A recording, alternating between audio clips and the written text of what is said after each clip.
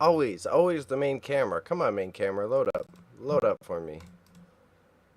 There we go. Oh, oh, where we got the? Oh, it's coming through here. We'll mute you. All right, the eternal echo should be solved. Oh my God, chat.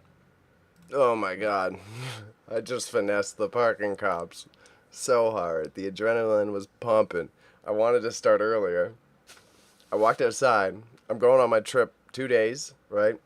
I went out to check my car to see like, oh, what do I got to do after? I'm gonna stream for a few hours. What do I have to knock off? Like I got to clean the whip. What do I got to get out? As I pulled up, the parking cop was like at my vehicle. I'm just like, fucking go inside.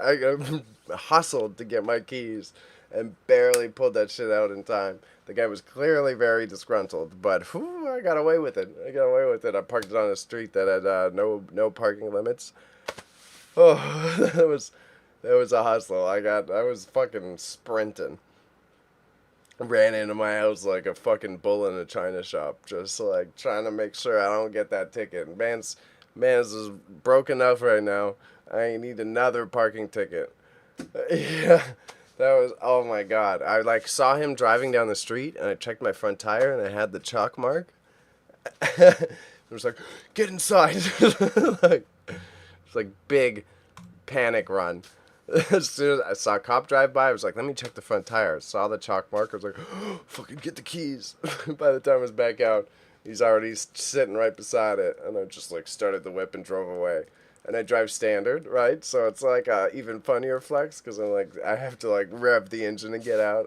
It's not like a smooth start. I got a shitty Corolla. Oh, lesson learned though. Back from Drumheller, I gotta pay for my parking pass. I've been a little bit of a stingy bugger, right? Because I usually get away with it around this time of year. Shouts out to one of my best friends, Jeffy. Jeffy, I use the Jeffy math, right? If you get one ticket every 6 months, right? If you're only paying $30 in parking fees, I mean, if you're only paying $30 in tickets every 6 months, you're still paying less than the parking fees for the actual parking permit. So as long as you can finesse them enough, you're still technically saving money and hitting that mark. Now, when you're a baby and you got a ticket for running a red light and two other parking tickets in February, your math is already broken. So I'm a little. That's why I gotta pay for the pass because I already exceeded the saving money limit. But otherwise, yeah, bro, you got one parking ticket a year. Why pay for the pass? Because that's only $30. The pass is like $120. As long as your parking tickets don't add up to that total of 120, why pay for the fucking parking pass? But hey, I'm supposed to be a good influence here. I'm supposed to be a good influence. So let's not teach people how to finesse your local government. If it's your first time here, I am simulcasting to Twitch, YouTube, and Kick. My name's Bailey. I operate an eBay store called Grandma's Dead Stock. I buy and sell vintage and collectibles. I've got a whole array, as you can see here. I've literally got a ceramic tile, VHS tape, PS2 controllers. So I got the whole spread of products. The only thing I kind of steer away from is clothing.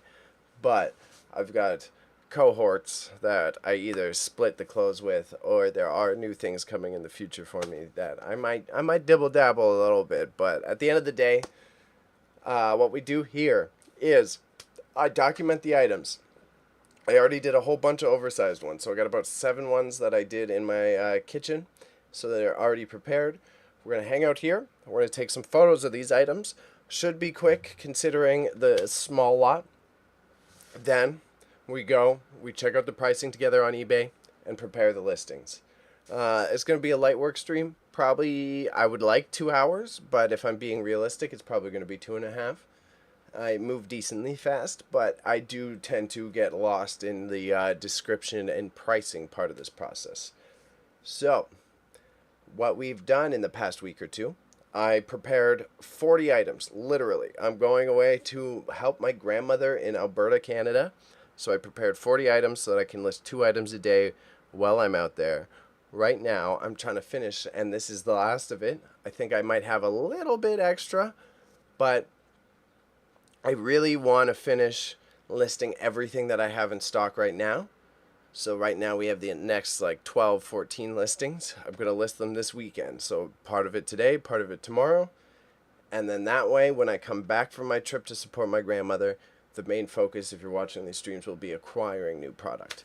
So A, I've got some shops that I go to, but B, I think it'll be really fun to explore the auction sites together, and I can talk through how I secure some of my product.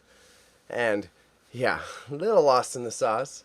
I'm also packing, I'm also doing this. Now that my car's not right beside my house, it is a little bit more of a pain in the ass to fucking pack it up. But hey, we saved ourselves some money. So, bro, my heart was pumping. I got some adrenaline. I was like, okay, it's go time. Reminded me of being an athlete with how much I had to fucking sprint into my house there. God damn. Cap, I'm just double checking my other windows. YouTube's doing great. We got the Kick running. Kick's doing okay. Twitch is doing okay. Shouts to all the regular viewers. Nice to see you too, Panda. I appreciate you. Hope you're having a good weekend. I know you're usually a popular boy, so I'm sure you're busy on a Saturday. I'm interested to hear what you're up to for the weekend. I'm being boring as shit. I gotta clean my bathroom after this, as you know what I mean. I gotta scrub a toilet. I'm living a glamorous life. Like literally still not out of breath, but in that fucking hyped mode, as you could tell by my description of this scenario. So, first time here, don't worry, it's not all about degeneracy, just the 10%. Alright, so switch to the product focus. I'm gonna move this bad boy back here. Again, I got 3 monitors up here, so that I've got my main OBS as I'm chit-chatting. I got my Twitch here for clips, and I've got another backup window so that I can see what's going on with the live feed. Underneath my desk here, where my little fingies are, is my photography studio. So hence why if I've got larger oversized items, I gotta go do it in the other room, and I do it before stream. Otherwise, right now, we're about to get to it. So, Pandeezy has been building a deck, ready to end it all. And it's a hot day too, so that's a grind. I can see why you're ready to end it all. It's good work though. At least building a deck, tiring, not discrediting it, but out of like you do roofing as well, right? That's a whole different deck, easier than roofs. You know what I mean? So at least it's a little bit of woodworking that isn't as bad. That's it. It's just as much post digging and just as much fucking grind. Also, sorry, I forgot to neglect that it's ad time.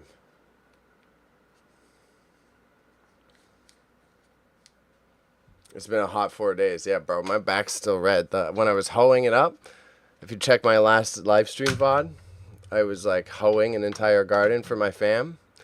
That shit wasn't too bad. My body's fine. I'm not an old man yet, but I got sunburnt on my back. I got real sunburnt on my back. Hey, maybe with people who are calm or know what they're doing. Oh no, you're building a deck with someone who don't know what they're doing? That's stressful. It's supposed to be an easy process, but if someone's like second guessing themselves constantly, bro, will wear on you with time. Let's get these fucking headphones off. I'm just playing with them too much. I was debating about having music in my own ears. I saw your clips on Insta. Yeah, I'm about to do a hyperlapse tonight, I think. If I'm feeling spicy, I'll be on again tonight around like 10 p.m. or 9 p.m. I have an old interview from my grandma, and I would like to chop up. I'm going to speed through it. It should only be an hour and a half, but I want to pull 4 or 5 clips from our previous interview so that I have the content to promote the story times that I'm going to do with her. And holy fuck, I took the headphones off and I look like Albert Einstein. Okay, there we go.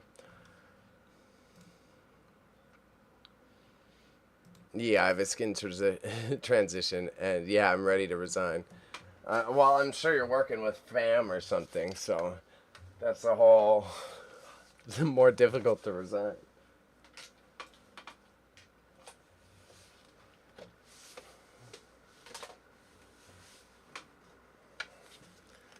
So this one, I only have one thing here that's a new test for me. And these are all small items. So again, if it's your first time here, it's a good crash course in what I do for the eBay streams. But I've got a ceramic tile that's quite beautiful. It's bespoke. And that's one thing, after all these years of doing eBay, I've never tried to sell a ceramic tile on eBay. So I was like, okay, let's give it a go. So we got this guy. It's pretty. It's pretty. I think it's supposed to be a pear and something else. It's very abstract. Clearly handmade. Would have taken a lot of work to make. I don't think people go on eBay to look up tiles, but let's see. This is going to be first new test in a while for me on the eBays. So I'm curious. I'm very curious. Fam indeed. I'm going to get on updating my resume and get my ass an AC job. Is AC an abbreviation that I don't know, or are we talking about HVAC AC repair guy? Which is quality job, not a bad choice if that's where you're going. I'm not judging that. I'm just trying to double check. It would be like every day an NPC job, maybe. You want to go work at Starbucks? But given it is a joke, I know you wouldn't be able to do Starbucks. Yeah, I think it's a kitchen decor tile. Or it could go in a bathroom too, I was thinking. It's made in England. It is handmade. Someone clearly was stuck to cork before, which trips me out. There's a kitty in the background too. But it's really nice. I just had it in all of my other ceramic stuff to bring to like a market that I would sell in person. And I was like, let's give it a try. I'm going away in 2 days, so I was like, fucking throw up the ceramic tile. Let's see if it gets views. A job where AC is constantly going inside. Okay. So not HVAC repairman, even though quality job. Makes more sense. An AC job. Get yourself get hustling at Bulk Barn. You know what I mean? Some Bulk Barn money. Can't go wrong with that. Oh, I gotta bump up my ISO on my camera. I always have it stupid high for these streams. Way too low.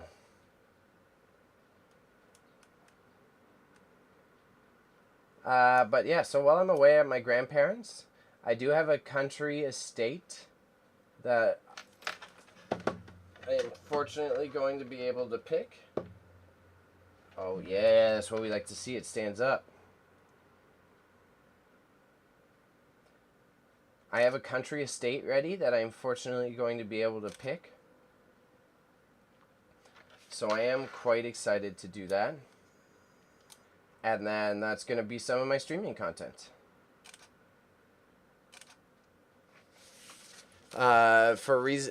Bulk Barn isn't a bad idea. Because one of our homies, T, worked at Bulk Barn. It's not a great job. It's not glamorous, but it's at least not bad. And then as long as you're like a good employee. Oh, cat's trying to come. You trying to come? Trying to come? Come here. As long as you're not a bad employee, you can typically stick around, because otherwise the people... God damn it, Mars. Fuck. I was already going to post a clip today about this, kitty. This is my... I know it's like one of those things because you see it's where my attention is, but I'm literally in the middle of photographing. Yeah, because you get a lot of teenagers working at Bulk Barn, right? So they're all like... very lax, as it were. So as long, if you're an older person and you're just like trying to keep the job, are you digging in the back? Yo, what are you doing? Mars, this is my photography set. Don't go to the other side. I'm gonna play all around Dollarama, Cineplex, gas stations, pet stores. I think Dollarama and Cineplex is your move. There's no way that Cineplex ain't hiring. Cat, I would like to finish my work. Come here. Come here. I'll pull you out of there if I have to. Jesus. Kitty. Yeah, you. I'm looking at you. I think you're starting to understand what the webcam is, because she always looks dead center at it. It's definitely one of those things that she understands where my attention is going. Okay, sorry. It's fun time's over. Fun time's over. Fun time's over. Come on. Come on. There we go. Good girl. Good girl. All right. Have fun exploring all my other crap. Okay, back to work. Yeah, I think I'll be able to sell the kitchen tile. We'll see. Maybe someone like cares that the back is messy, but I don't think so. And then, oh, that was the other ramble. That's what I was on. Yeah, because while I'm in Alberta, I already have a country estate ready. Someone was wanting to get rid of all their shit, and my family lined it up for me. So I'm gonna go out there and I'll stream as I like pack up some of the items into boxes to ship, because then I'll get my family to ship them out to me. And then I'm gonna do story time with my grandma. And then I also have to do like some business reviews and shit. So maybe while people are working during the lunchtime hours, I'll hang out downstairs or outside and just chit chat with y'all. Dollarama didn't get back to me, and I applied at every location months ago, but Cineplex would be nice. Dollarama not replying is kind of wild. I'm surprised at that. It wouldn't hurt. I'm sure the Cineplex applications are also online, so it would probably make your life quicker and easier. I saw a Made in England stamp, but where is it? Here we are. Let's take a better look at this. Hold on. HR and Johnson Made in England. So it's the top and bottom here.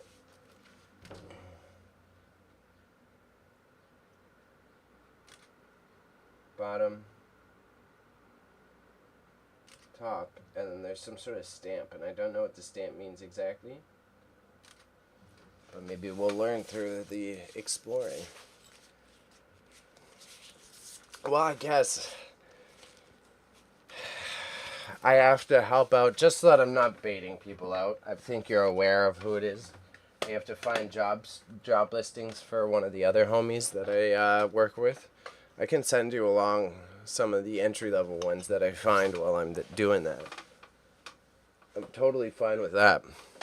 So maybe I'll try to keep that top of mind and send along anything that may hit your mark as well.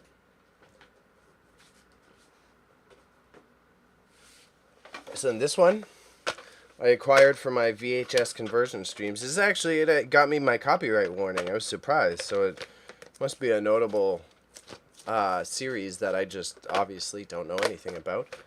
But we have a copy of Chinese karaoke. I can't believe that this thing, of all things, got me a copyright strike on YouTube. But there's a couple websites I would recommend. There's one called, let's double check right now. Work. This guy.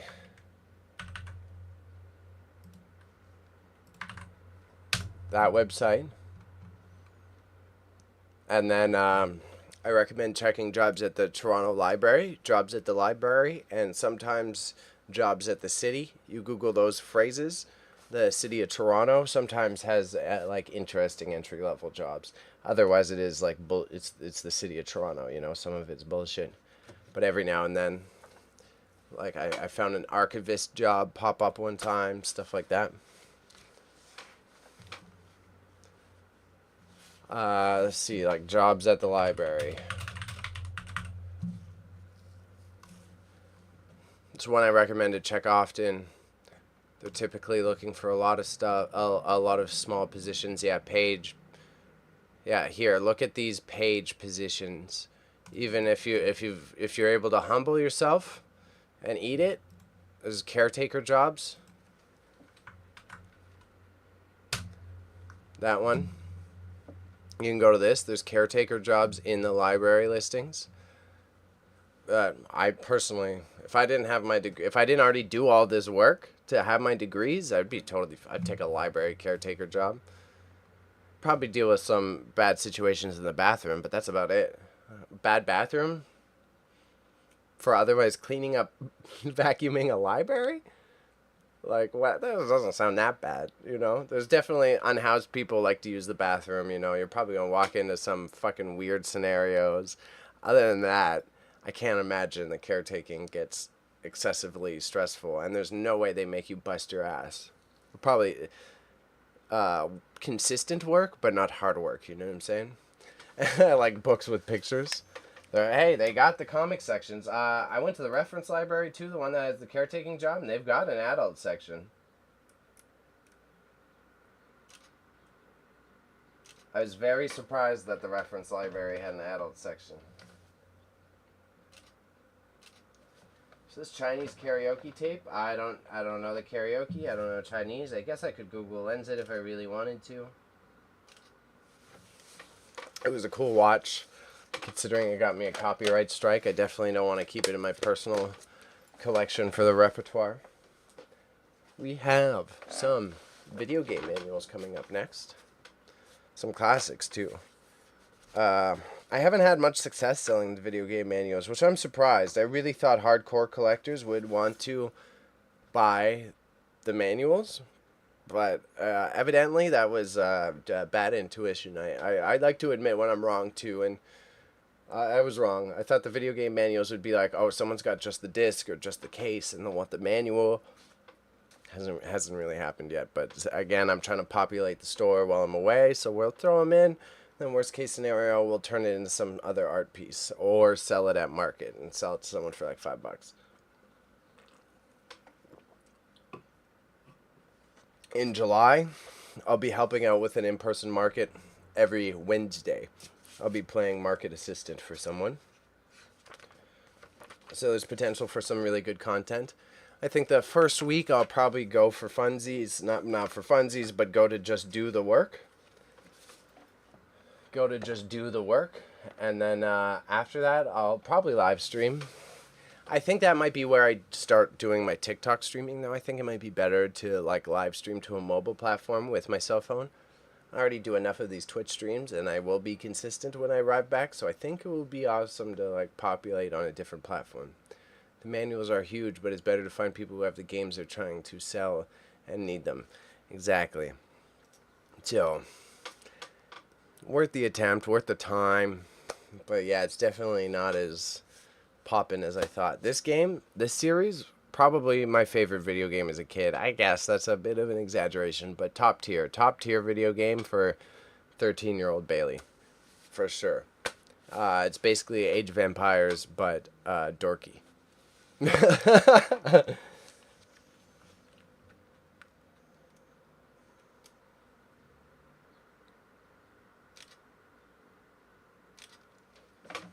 Literally the same as like Age of Empires, but you get to play as like the ancient Greeks, the ancient Egyptians, or the ancient Norse people.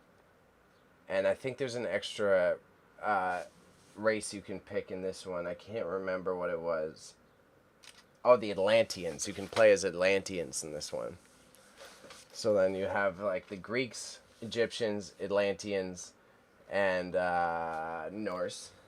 And they all have like their unique features, just like any other.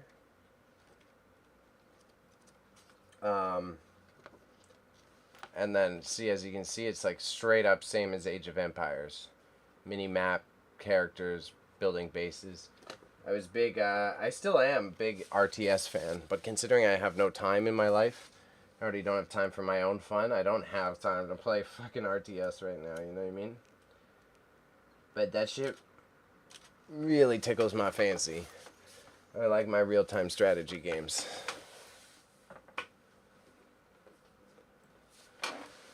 And these ones, I was debating about selling separately, but considering that they're from the same series, we're going to hustle them together. We're talking about those collector's markets, right? This one has got to. It's still got some of the classic Blizzard artwork, too, right? I miss this style of Blizzard artwork. The one I kept, I have a Warcraft 2 Frozen Throne. No, Warcraft 2. It's not the Frozen Throne. Warcraft 2, what's the expansion? Dark Tides. But they had really good concept art. And shouts to I am TPZ. Nice to meet you, bro. First time here, what I do is I got an eBay store. I try to hustle a variety of collectibles. I'm going away, so I'm tapping the last of my product at the moment. And I've got these old video game manuals. that I really thought would have been more successful, but I think they're worth the attempt. See, like all the old Blizzard concept art, they really lost their passion. This shit is actually pretty cool.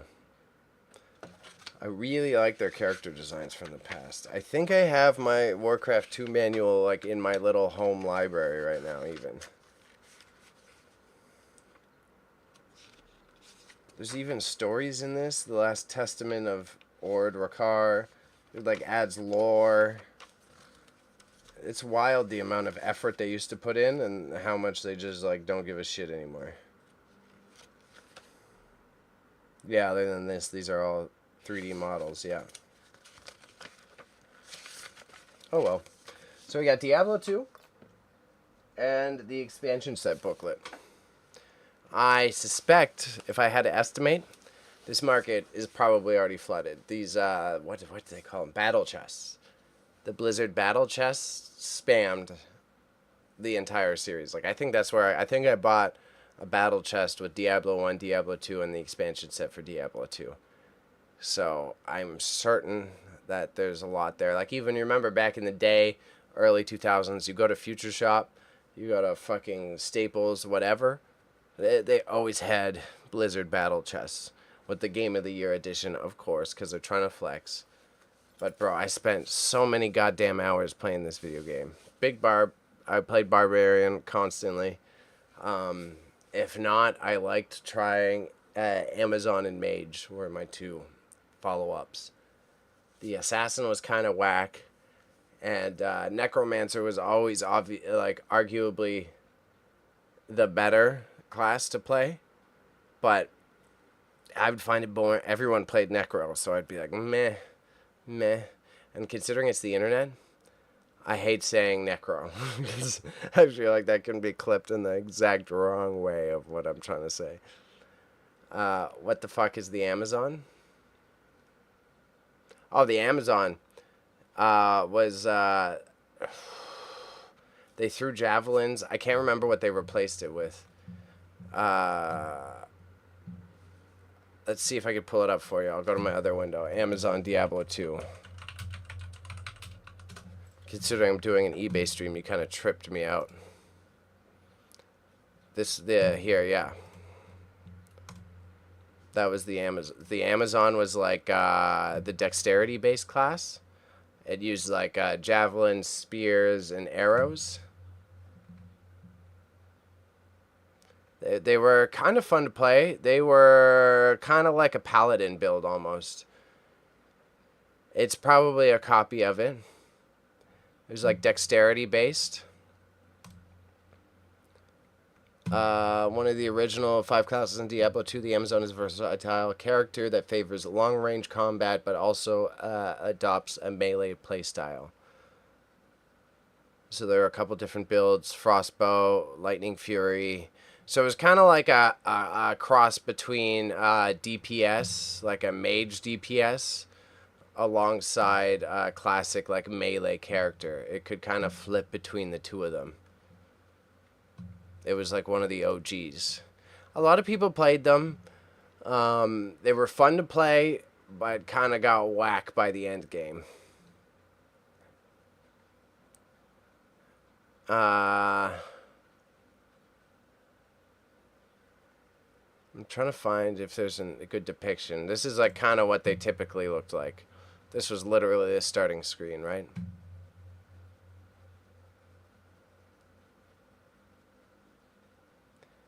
Kinda, but I think they introduced, I think Druid was Druid in Diablo 2? I think they had Druid in Diablo 2.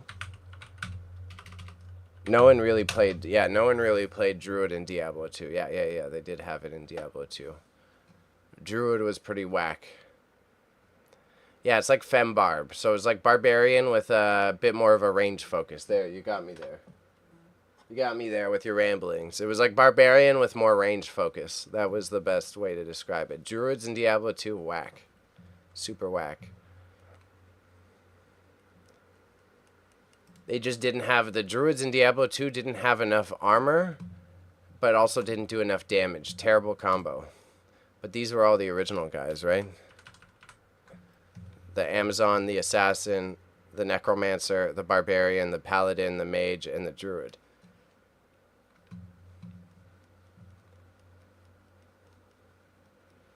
Yeah. I'm sure there's something to do with like the prominence of druids in fucking oh, did I freeze my stream? Okay, good. Prominence of druids in the World of Warcraft.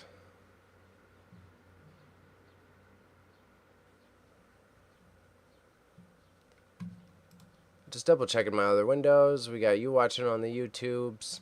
We got the Kick open. We got the Twitch open. Bang bang. Bing bong. Stoned Eye ran Druid Barb combo in D4. They're considered off tanks now. Yeah, that's fair. That makes sense. Then it does feel like the WoW influence, because that's what they are in WoW. They're like off tanks in WoW. That makes a lot of sense, actually. And maybe my instincts were right there. I don't have any big knowledge flex. I'm not going to brag about that one, but because Blizzard isn't as creative anymore. If their character builds for druids are off tanks in WoW, they're just going to port that over because they don't want to create anything new nowadays. But, alright. Enough rambling about my favorite childhood games. Evidently, this is why I had these manuals. This is from my old personal collection. I was semi-hoarding these things. I wouldn't say I was like highly possessive of them, but I was like, oh, they'll be worth money someday. Someone's going to want a Diablo 2 manual, not knowing what Blizzard would turn into.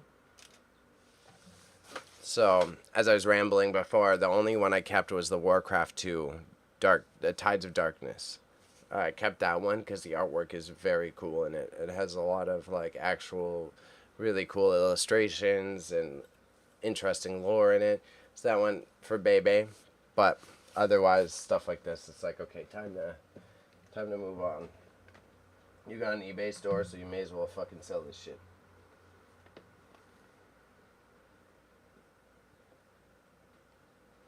Look for these exciting titles from Blizzard. Warcraft 3 coming soon. Warcraft 2. StarCraft expansion. Diablo. I did play Diablo 1 as well. A lot, actually. There just wasn't as much to do in it, simply put. Diablo 1 was way more like New Game Plus-y. Diablo 1 was way more centric on like how you do your replays afterwards. Fuck off. You were just standing up. Okay, here, we're going to use the books together, and this should make him stand up.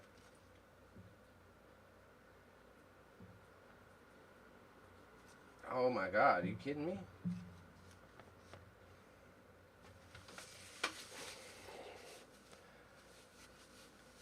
So the new class is called Spiritborn. It's supposed to be based around nature. Seems to be like a druid.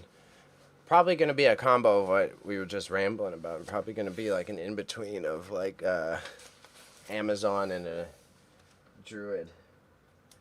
Since the druids are tanks now, right? There's probably very good reasoning there.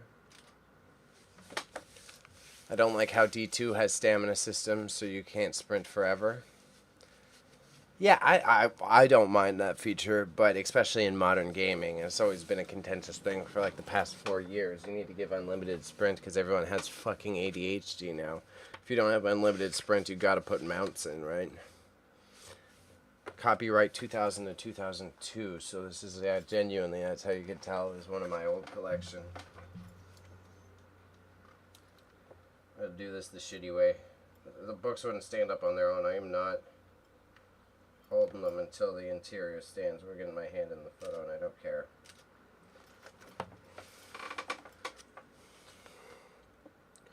Quick reference. Diablo 2 expansion set, Lord of Destruction. See, this shit had so much more lore in it. So spoke the wanderer, mindful of hardships and of cruel slaughters. Each dawn I rise alone, mired in ancient sorrows, wretched from Wretched and deprived of my native land, I have had my mind bound with fetter. For many years I lay hidden in concealment of the earth, buried in deep stone. Inspired by the Wanderer Anonymous. Book from the Exeter Book of the 10th century. Had actual lore, not just made up to fucking sell more video games, you know what I mean?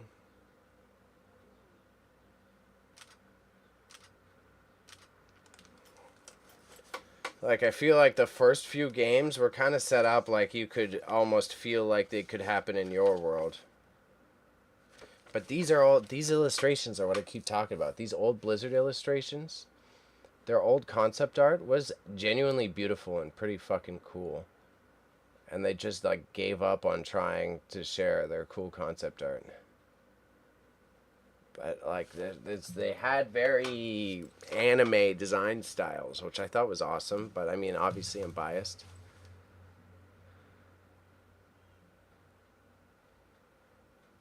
I haven't tried the remaster one.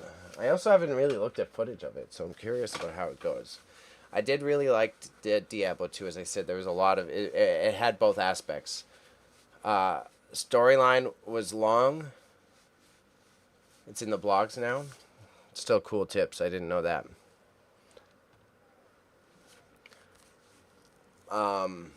Diablo 2 had like a good variety of environments, and the levels were a great combo of like open world exploring alongside linear. So like sometimes you'd have to backtrack, or the space was so large, and they would be like semi-procedurally generated. So they had like a couple different set maps for each act you were in. So they would be slightly different each time. So you couldn't just like speed run super easily. Obviously, if you're good enough, it was set. Like you're still gonna fucking know how to bang out the certain things. But they would they'd had a couple different sets. I don't think it was procedurally generated, but they did have like different layouts for each act. So already like playing through the entire game was fun and full of variety. And then they had, like, obviously you go in nightmare mode or whatever. And also, yeah, sorry, Twitch denizens. It's fucking time for Bezos to make his money. You got an ad in progress. And then trying to sell us 5G phone subscriptions, it seems. I wonder, I don't think YouTube runs ads midway through. It doesn't run mid-roll ads. But shout out to them. This guy I wanted to be lazy and make a separate ad for. I mean, just put into my existing PS2 controller ads. But he's missing a thumbstick cover. So I'm going to make a new ad for him and sell him separately. But if you haven't seen it, that's what it looks like underneath your PlayStation 2 thumbstick. If you're ever curious.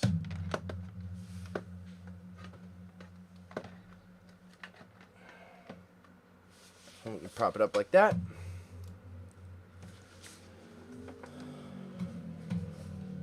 Thank you, chatbot. Oh, that was yours. I thought that was my chatbot sending messages. Got it. Got your link. Okay, so not much different, just like a bit more crisp. The lighting is way better. The lighting was ass back in the day. But not really... Not anything that I'm like sitting here being like, oh, that's so much more HD. Still interesting. Still interesting. Man, I was such a sucker for that game. I love that game. Spent hours on the custom lobbies online. Yeah, pretty much. New paint job, but not too crazy.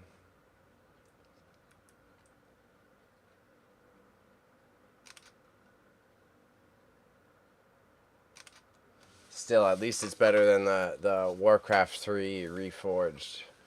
Where it was like, looked the exact same pretty much.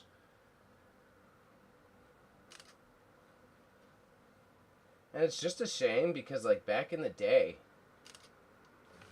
like we're talking like late 90s, early 2000s computer gaming, what Blizzard stood out, like the Diablo 2 cinematics were crazy. They put so much effort into the cinematics. And I mean, I guess they still kind of do. People still get hyped for the new trailers for Warcraft or whatever, but it was like such a critical component that they like put effort into it, and now it's just like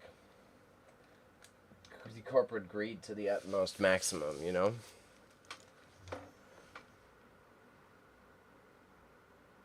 Oh, let's get my...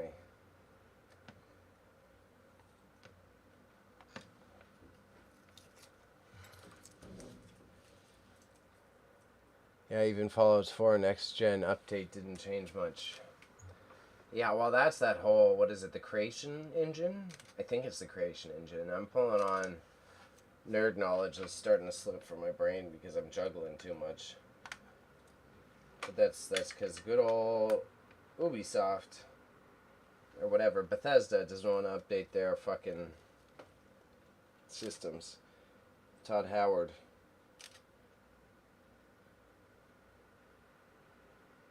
Would rather just brag about how smart he is. Blizzard could make an animated movie on Overwatch if they really wanted to. Yeah, oh yeah. They know they... I don't know. Let's put a big I hope asterisk. I hope they know that they fucked that too hard, though. I think they know that they can't go back to that. I think that's part of the issue. I think they know they took it way too far, sunk that ship, so they don't want to... After League of Legends made Arcane and won, like, literal awards for it, they're always going to look like second best. And although I don't think the movie was that bad, they spent all that money to make the Warcraft movie, and no one liked it. It tanked.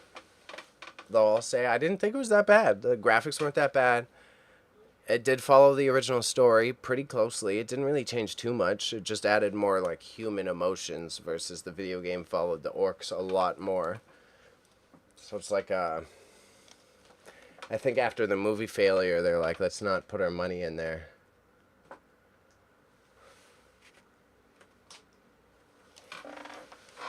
Yeah.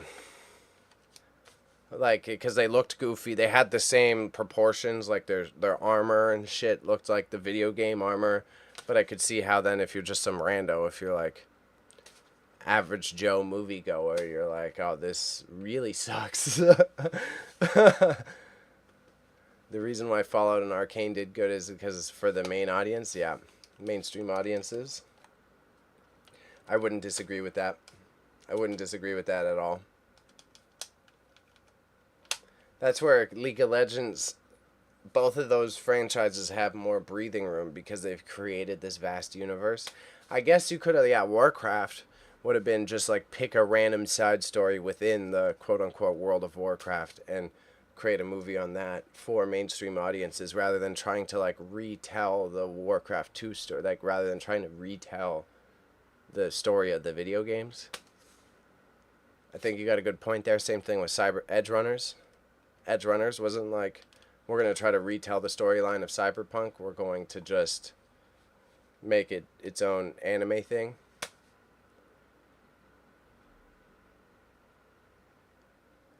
Yeah, I don't know.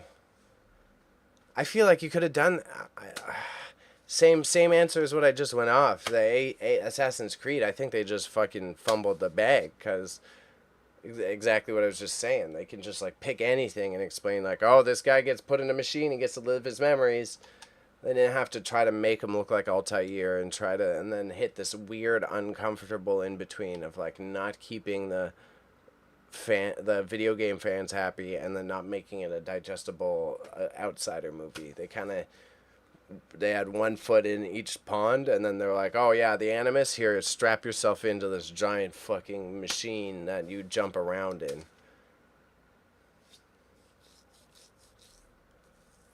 I think it could work. You just need to dumb it down. You just really need to dumb it down or make it like everyone's loving their conspiracy theories nowadays. Make it focused on the conspiracy side with the Templars plugging people in like the Matrix. I think there's a way you could make it work, but you'd have to really not... You'd have to do what you're saying and really kind of veer away, make it a side story, make it for mainstream audiences. rather than like they were trying to make him look like Altair, but it had nothing to do with that original storyline, right? And so it's like this fucking weird. The game nerds are coming to the movie like, what is going on? And then the new people are like, I have not enough info to get engaged with this. I'm just looking at sexy Fastbender attached to a giant claw machine, pretty much. That's what it felt like. The Animus with the fucking... It looked like a claw machine. It's kind of ridiculous.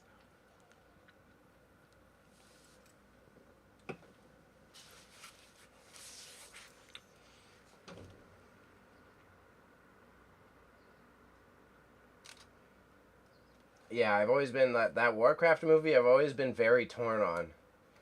I was like, I kind of liked it, but I also get why it bombed. It's like this weird in-between of being a personal fan of the franchise and also a bit of a movie dork. I was like stuck between two ferns on that one, per se. You know? It's like, this, I get why it sucked. I kind of didn't mind it. But I see why they didn't make another one.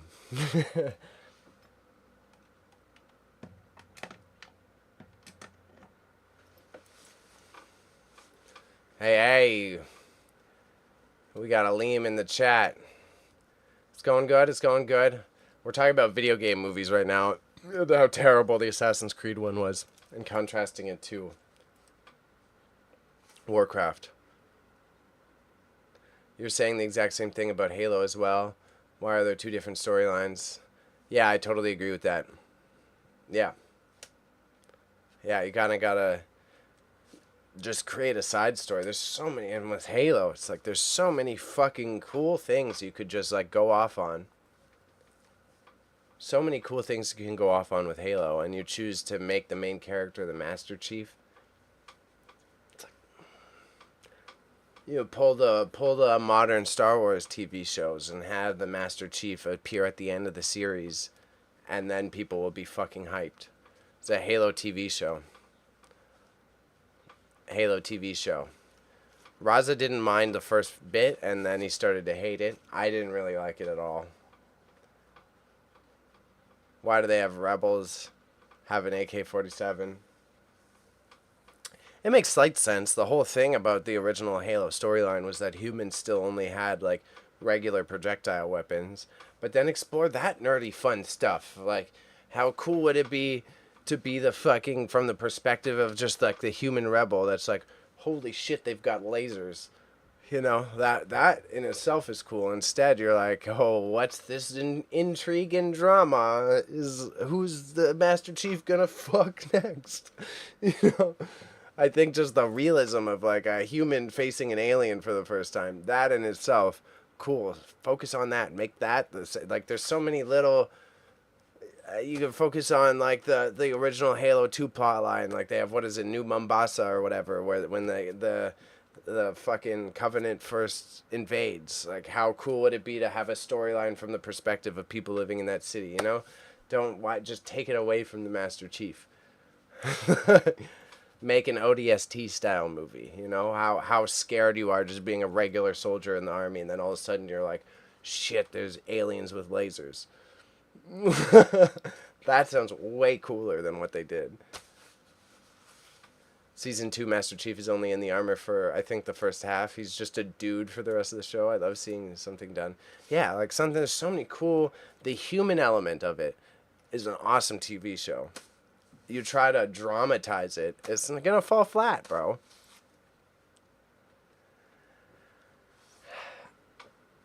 I think it could be a movie. I think you could make a Halo movie, but this is what we're debating, is like, with the Warcraft movie and other franchises, and like Arcane, the anime that's based on League of Legends, and Cyberpunk Edge Runners, you need to make it like a completely separate storyline so that it's digestible for mainstream audiences. So I think you could do a Halo movie, but that's why you either got to focus on those, elements, or focus on something like Master Chief's childhood, or something like different that engages the nerds, but is like totally digestible by someone's wife who knows nothing about the game, right? That's the latest animated Dragon Ball Z movie. Dragon Ball Z superhero. It focused on Piccolo, and it's gotten a lot of credit for that because it was very digestible for people who didn't watch all of Dragon Ball Z. It like just skipped. It didn't do fucking 20 minutes of reflection stories. It was just like, here's your story, here's the characters, watch this movie, enjoy it. If you're intrigued as to why Piccolo is a green fucking alien, go watch the TV show. We're not telling you it. Like it was that's on the same sense. The like even the latest Dragon Ball movie was like, we're not just gonna rehash the entire story and have Goku talk about everything that he's done. Let's just go headfirst into this story. If you like it, whatever, then go check out the other shit. We're here to tell this one.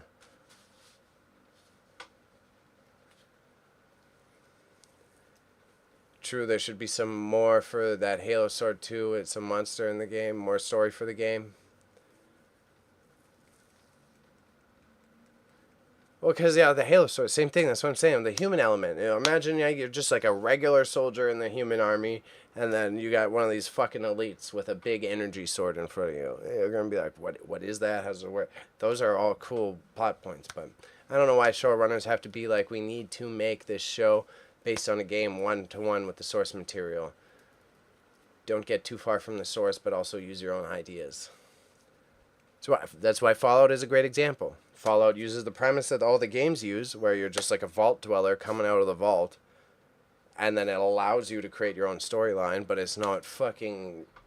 It's not trying to retell the story of Fallout 1 or 2, you know what I mean?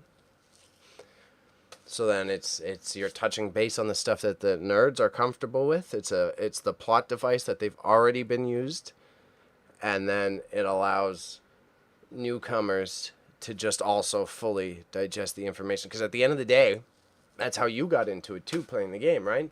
Those plot devices are what's critical. But yeah, yeah, the Jake J hole, Jake J hole.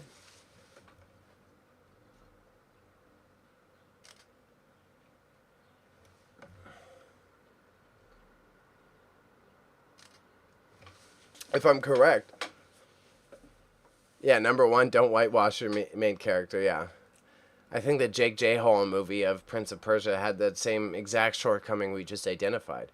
They were trying to retell the story of Sands of Time. So the nerds were like, well, who's this white guy? and then the new people were like, well, why do I care about any of this? I haven't been watching movies or shows for the past few weeks, just focused on work. But last night and today I got, oh yeah. Yeah, literally Sands of Time, I thought. My Lady Jane, I don't know what it is. I'm not going to lie. I'm not going to lie. I'm telling you, watch JJK. Watch Jujutsu Kaisen. I'm telling you. Yeah, to Stan.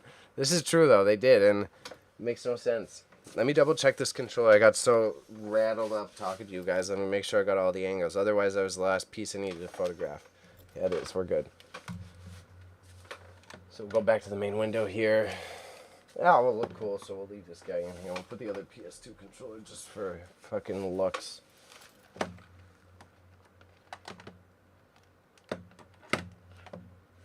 Well, you know, if stuff likes to stand up, it'd be beneficial. Thank you, thank you, thank you.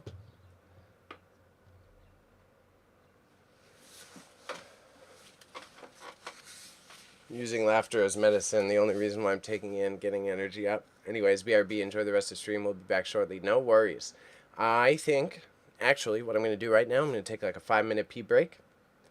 And then we'll be back and we're right on to the listing process. It's probably only going to be like a 2-hour stream, maybe 2.5-hour stream. It should be done by, if you're an EST, North America, should be done 4 to 4:30 p.m.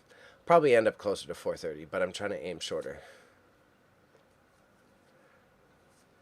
Laughter is medicine. I'm trying to think. Did I watch any goofy animes? Well, I mean, there's always One Piece. But also tugs at your heartstrings. Yeah, I know, but still, I got EST. I guess that none of them are similar. I'm just trying to clarify that EST is the area that I'm talking about, but I guess that that's relevant as well. Fair call out. Fair.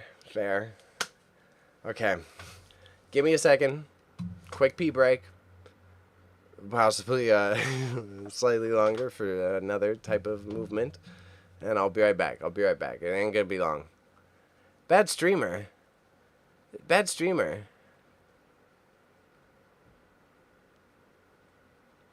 We have some new. Is he still? We had a dude in here who said he popped in to lurk. Yeah, TPZ. We got the new guy TPZ. So he popped in to lurk. Panda was here, and then classic Panda disappeared. Lost Panda real quick. All right, quick BRB. It won't be long. For realsies. Quickest BRB. Shouts though, Aleem. That's the right. I appreciate you participating in the chat like that.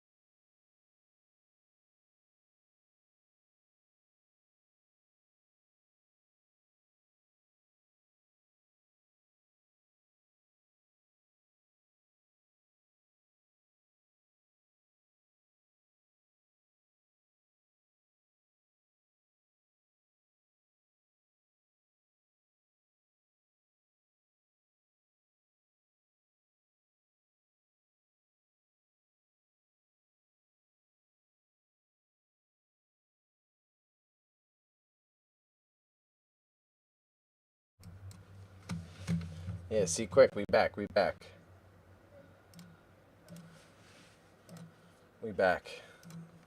My main camera's off again, as always.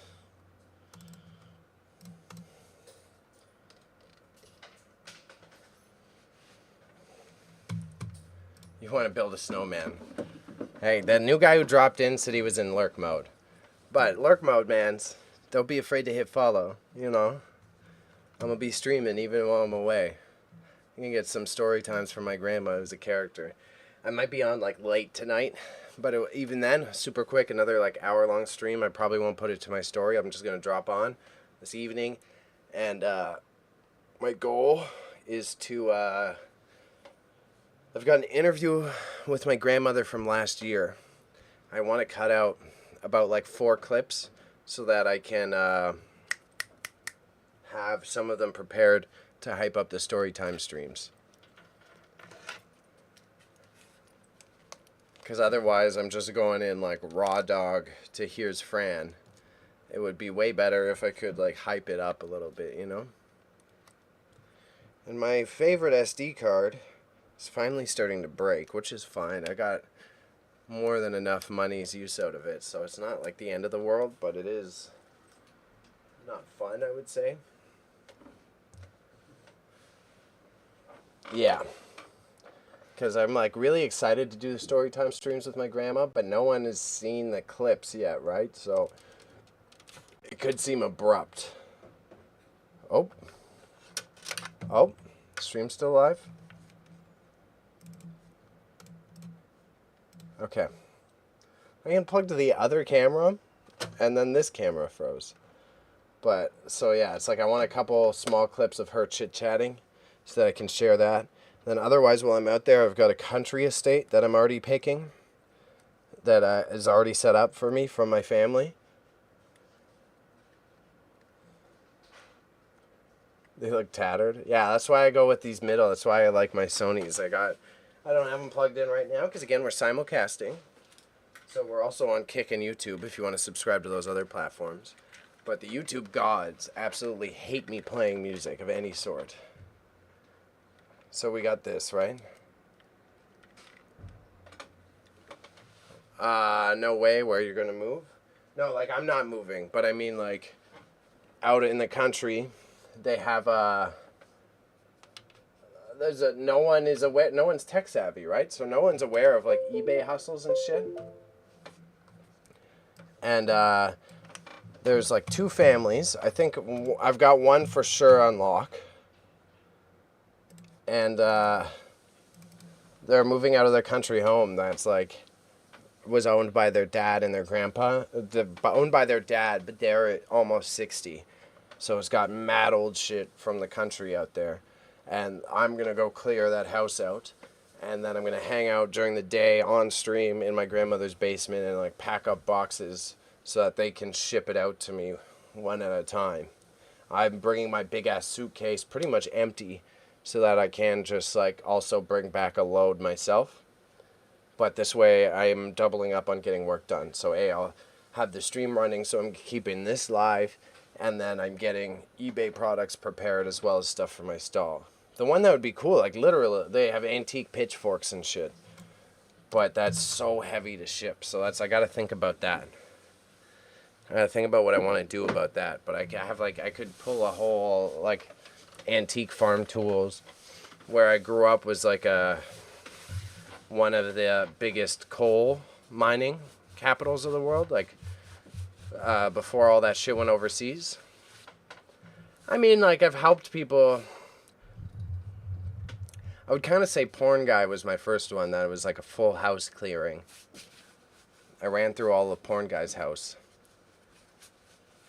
That was probably like the first full house I've done. But even since then, I already have, like, I've got a buddy of mine from Scarborough that I grew up with. When I come back, I'm going to help take all of his stuff. Unfortunately, very sadly, his mother passed like this past year. So he's got all of their antiques and vintage and VHS. So when I'm back, I'm going to help clear out that for him alongside his, like, buy some of his high-end tech.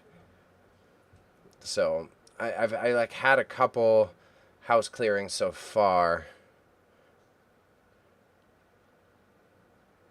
Yeah, the few mags, and hence why I have all the VHS tapes that are naughty. And why I have the Betamax player, because he had beta tapes and Betamax tapes. I want to get through the VHSs that I have, but eventually I want to plug in my Betamax and play Betamax tapes. But I kind of want to wait until I have a bit more of a following, because that's like ideal TikTok content, right? Exploring Betamax, explaining what Betamax is, all that shit. Gnarly Media After Dark, yeah. We definitely ain't playing it on Twitch or YouTube, I can tell you that. I can tell you that. But I got some spicy tapes, and Kick has a very loose TOS, but even if it ain't that loose, I have minimal following on Kick. So I might roll the dice, play the porn tapes live on Kick, convert them, and then I will upload the tapes to P-Hub. I think I want to upload vintage Pinot to P-Hub, because I get some residual income off of vintage Pinot. And I don't think it's that bad of an idea. It could be very fucking funny to start off with. A, funny, but B, P-Hub pays out better than any of these platforms. Exactly. Even if I can't get payouts from the views or like monetize the channel per se, it's pretty good marketing. Gnarly Media on P-Hub. You can check me out here, and on P-Hub with the vintage P-tapes. You know what I mean? All the good mans would buy. All the hood mans would buy. Yeah. I've got a couple. These ones are like, I have some right here that I think I made a little funny. I should make a reel about them later. But yeah, I have. Here, these ones right beside me, actually. We've got the Adventures of Buttman, 1989. We've got Buttman's Revenge. And then we've got Buttwoman. So curious to see what's on these tapes. A, it's hilarious. It's definitely hilarious. B, there's no way. Buttman, Buttwoman, that's great SEO. I could put this shit on P-Hub and people could click that shit. Those are fun titles. And then I have like one or two of my grandfather's, which is also doubly funny. My grandfather who passed, I have a couple of his tapes. So I'm really excited to check those out.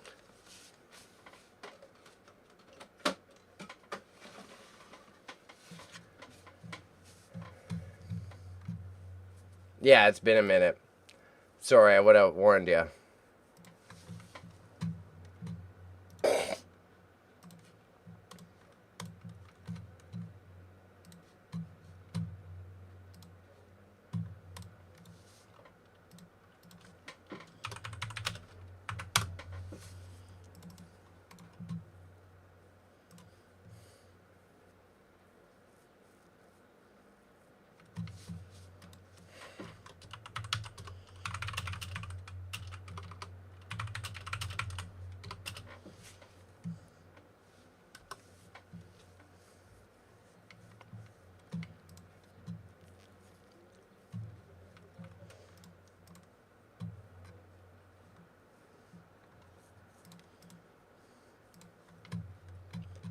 Bezos has got to get his money. There we go. We should be done now. Sub price should be $5. $5, if I'm correct. Let's double check. Window pops up. Oh, I like $8, I think. If you've got Amazon Prime, you get a free one, and I get a better cut of it. Prime sub is a big thing on this platform, since it's owned by Amazon.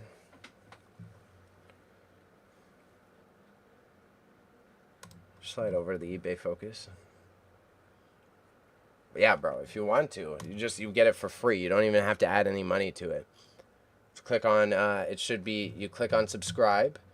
Here, I should be able to do it with the MIM one. See, and then, so at the bottom of it, You click on subscribe, and at the bottom, there's a little checkbox that says use Prime sub, and then it's free, and say here, this is like, bam.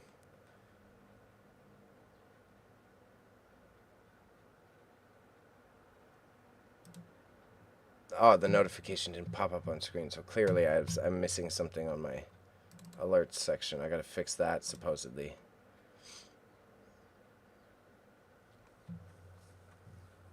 But at the bottom of the subscribe, if you connect your Amazon account to your Twitch account, then you get a free subscription, and I get a higher cut of the percentage as well. So it's supposed to be that ecosystem thing. That way you're like encouraging people who already have Prime accounts to connect their accounts and then engage, right? But as always, we get our listing set up. So 7 plus 1, 2, 3, 4, 5, 6. 7 plus 6 is 13.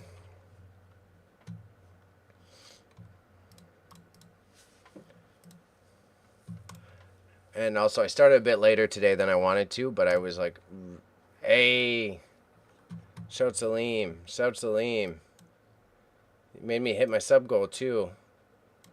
I don't know why it didn't come up in my activity feed, though. That's interesting. Should have popped up in my activity feed. Noted to check out later. Yeah, it's proper. And it's a fair trade. And then see, you get these, like, you get the extra badges. It's beside your name, too, so that it also helps you seem more legit. You seem more like you know what you're doing on the platform.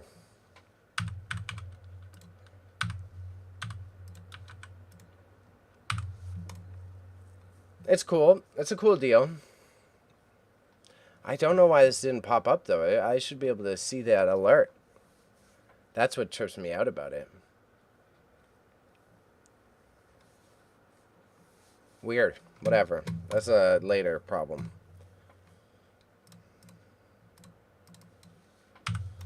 Like, A, my alert didn't go off on screen for y'all, and it didn't come up in my activity feed. I should be able to see on the screen that I watched to chat with you guys. It should say, oh, this guy subscribed, blah, blah, blah. Whatever. Future Bailey problem. Also to Big TY. Shouts to Aline. Thank you very much.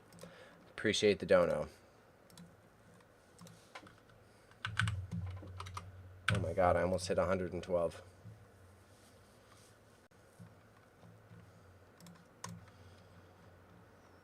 That's supposed to be like one of the bigger advantages of watching on Twitch, right? So then if you want to like participate, you can like support a homie without having to like spend extra money. And then that way Bezos isn't like tripling up, but you get to support someone without having to pay Bezos even more money.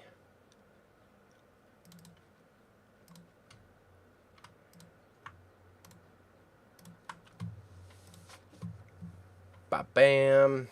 So here I've got some, these are from my childhood actually. I've got Owl magazines. I don't know why these images aren't rotated, but that's fine with me.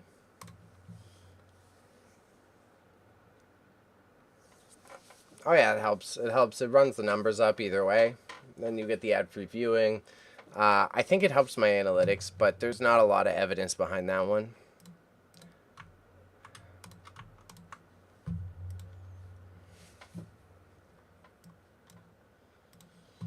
So right now we're slotting in the photos. These are Owl magazine. I used to read it a lot as a kid. I did rather enjoy it, but it was like a magazine catered towards kids, pretty much. So I would read it all the time as a kid. I got it on a monthly subscription. It was like one of the things my family supported reading a lot, so they'd bless me with it. So, oh, by Discovery Channel, that's why. The Discovery magazine for kids. Draw comic heroes, a collage test, a quiz, stuff like that.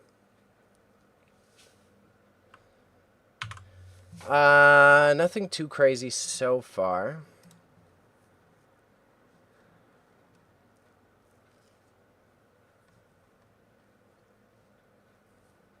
Yeah, big hearts, big hearts. Thank you, chatbot.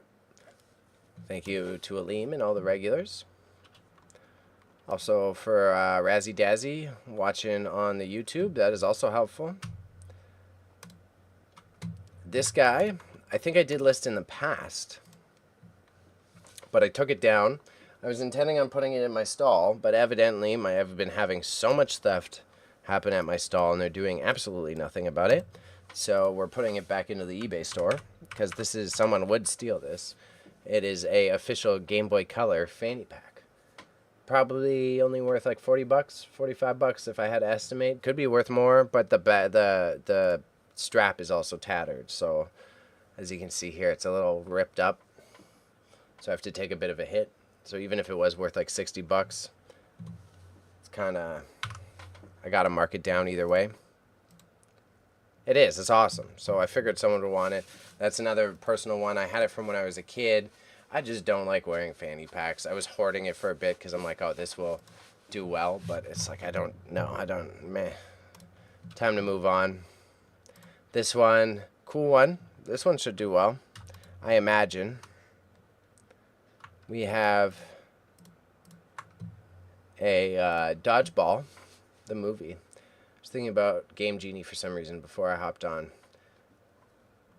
I never had a Game Genie. I only had the Game Shark. Game Genie.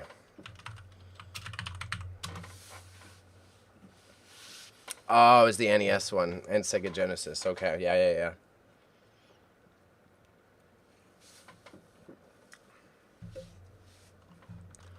I had the Game Shark. Someone I knew had it. I didn't have it. I had this one, which is the exact same thing.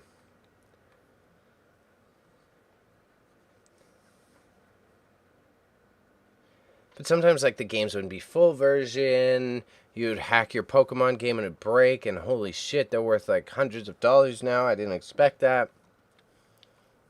It makes sense, for sure, but I thought there would have been thousands of these made. I definitely would have underestimated how much a Game Shark costs.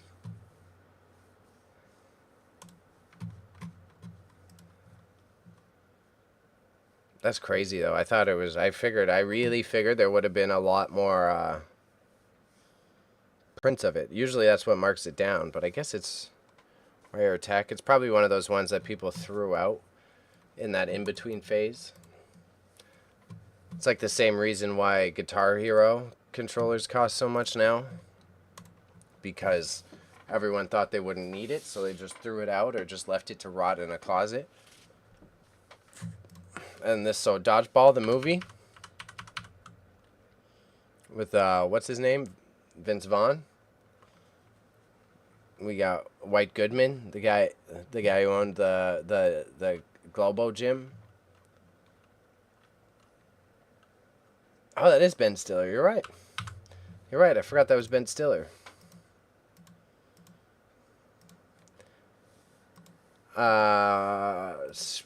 I think Vince Vaughn is in my stall, but these figures haven't been doing too hot in my stall, so I think I'm going to put them in. That's something I have to think about while I'm away, my in-person selling. The figures aren't doing so well, so I might want to figure out how to, like, take that space and replace it with something else, but we'll see. With my more auction opportunities arriving in the future, that's when I'm thinking that might be a time to rip it down and switch it up. This little bugger is another plush toy from one of my plugs. It's a makeshift plush. He's a dragon of some sort of creator's dragon. It looks cool. It looks cute. A lot of these guys sit around quite a while, though, so it's a hard flex. Again, another one right after, I think. These ones are also easier to list because I already have so many in my store. I just copy and paste the title.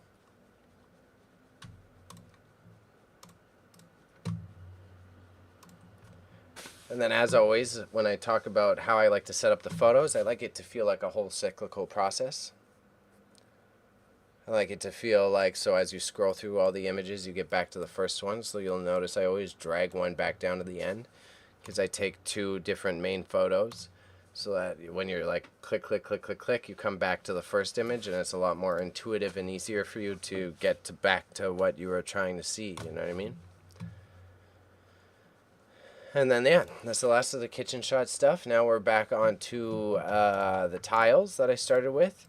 This one is also, like, again, first time for me. This is a first-time experiment. I really wanted to do it, but I haven't sold a ceramic tile on my store yet. So this is, since I'm stacking up before I go away, I figured I'd try. It is very abstract. It's quite beautiful. Clearly handmade. Like, I guess you would use it as an accent piece. But I don't know if there's many people looking up ceramic tiles on eBay. So we'll see. So this one's a big gamble. It's at least a good one. Oh, yeah. Yeah. I think you did a good one. Like your last edit, your last TikTok edit, I think yours was cyclical in that way. It's been a TikTok trend for a minute. That's why they always start. And that's why I did this. So then when you finish the video at the end of the minute 30, it's like you're kind of like leading into that start phase again. So that if the video keeps replaying, it feels like it was like the same. It organically retells the story. They do it. It started with like cooking videos, I would say. That's a pretty tile. Did a music video. Monster was like that. Yeah, it started with like cooking videos being heavily prominent for sure, because that's why it will be like the person biting into the finished sandwich that starts out the video, and then they get into the cooking, and then by the time they finish the video, they're biting into the sandwich again, and the video repeats without you even noticing, you know? Because that's how you rack up the views, right? It's the tricking the people to watch it on repeat. So even the one hoeing video, the first hoeing video I did, right? I walked up to the camera with the big sigh, started the hoeing, and came back and did a similar position. So it just seems like it's like the same thing over and over again.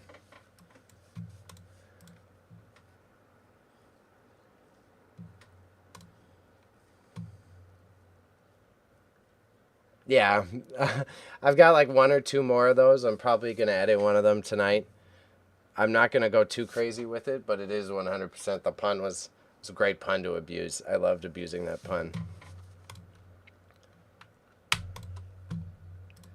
So now we're on to the game manuals that are probably going to only do mid, but we're trying to clear out my product, so we're throwing it in.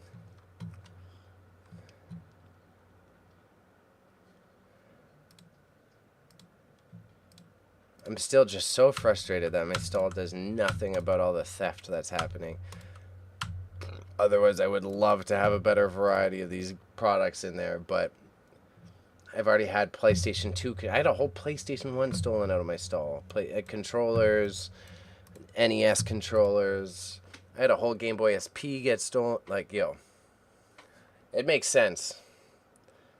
Just small stuff now.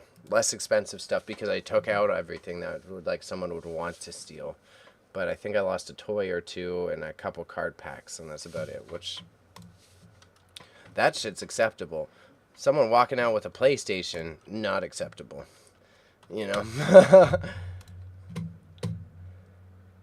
I had no comms about it. They're doing nothing about it. They stopped replying to my messages. They're not replying to other people about it. It's terrible communications. The service still provides me a lot of benefits, and I have no problem talking about this publicly. This is my backhanded scorn thing, you know what I mean? I'm not going to say that their business is bad. It still provides me a wonderful service. I enjoy being there. It's in a great location. But if you're not going to treat me as your customer well, I'm gladly just going to talk about my experience. You know, I'm not going to shit talk. They're doing great. I think the branding looks good. I think they did staff it well.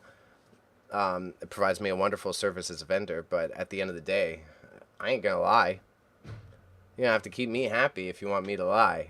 You know what I mean? That's already one of my PR lines, right? I'll bend the truth, but I ain't lying for you. So if you're not gonna treat me with respect, why am I gonna withhold that information, you know? So even all the other vendors, when I go to the markets or I go in person to talk to people, I'll be honest. I tell the other people I lost $500 or more worth of shit. Exactly. Or hire a security guard. Or like or what I suggested was put up monitors throughout your store displaying your camera feed so that people are aware that they're on camera. Because personally, through my experience running retail shops, having cameras isn't a deterrent unless people know that they're on camera. So great, they do have security cameras in the store, but if no one knows that they're on security, then what the fuck are you going to do? Like, what does it matter? The person's going to walk in, see the camera, and ignore it. Right? I say at the very least is put up the sign saying, smile, you're on camera, right? Security guard at least during peak hours, like Friday, Saturday, Sunday, fucking, you don't have to do the whole shift, have them in from like 2 to 5, 2 to 6. You don't need them there all day, but have them in during peak hours. Because at least they're equipped to handle the scenario a bit more aggressively. Because at the end of the day, it's downtown Toronto. Even if you catch this shit on camera, you file a report with the police, they ain't gonna do nothing. And I don't even fully blame the cops for that one. What are the cops supposed to do? What are they gonna go fucking chase the guy down the street to go find a PS1? No, they're not. They got so many other things to worry about. So I'm like, mid on that. It would be nice if the cops had enough effort. I think it's a bigger discussion that the cops are overloaded with bullshit work. But the fact that they're not following up on petty store thefts is at least decently reasonable. Although immensely frustrating for me. Decently reasonable.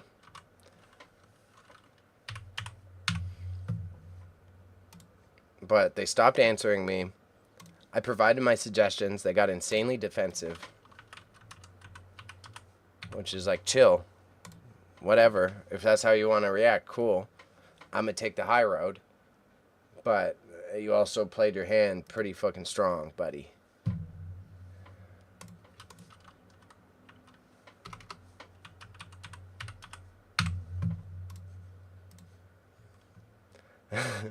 Ranting done. Video game merchandise. So, oh shit, sorry guys, I forgot to turn away from the mic for that again. Sorry. This is probably the only thing I get really self-conscious about on stream. I forget. I'm a little congested still, and if I forget to turn away while I clear the congestion. Totally get it. My bad.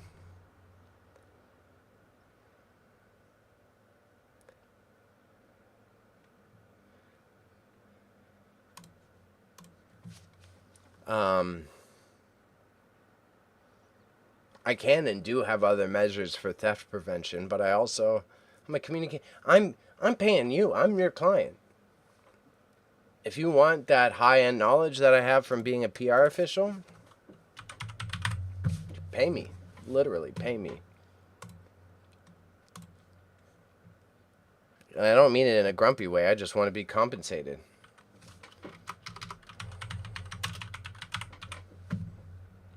Or, you know, if you don't act disrespectfully, and you're like, hey, these are some great suggestions. I think we're having a miscommunication here. Would you like to go for coffee? Or how would you feel about coming in and we can meet for a half hour to discuss these things?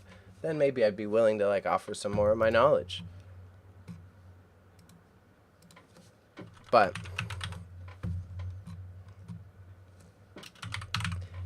if you ask me for suggestions on how to prevent theft, I provide them, and then you get defensive, I'm not reaching out further. I'm not extending the olive branch. I'm not going to be a petty little bitch. I say hi, I'm nice to everyone, I talk to everyone when I go in. I just also understand what it is, you know what I mean? Same thing with any type of hustling, right?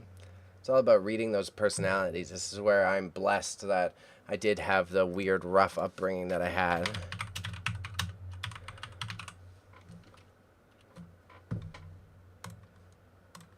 Because these are all things you learn from dealing with people in that world.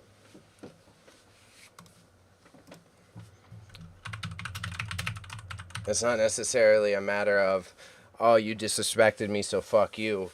It's just, oh, I know how much I should be feeding you now. You know what I mean?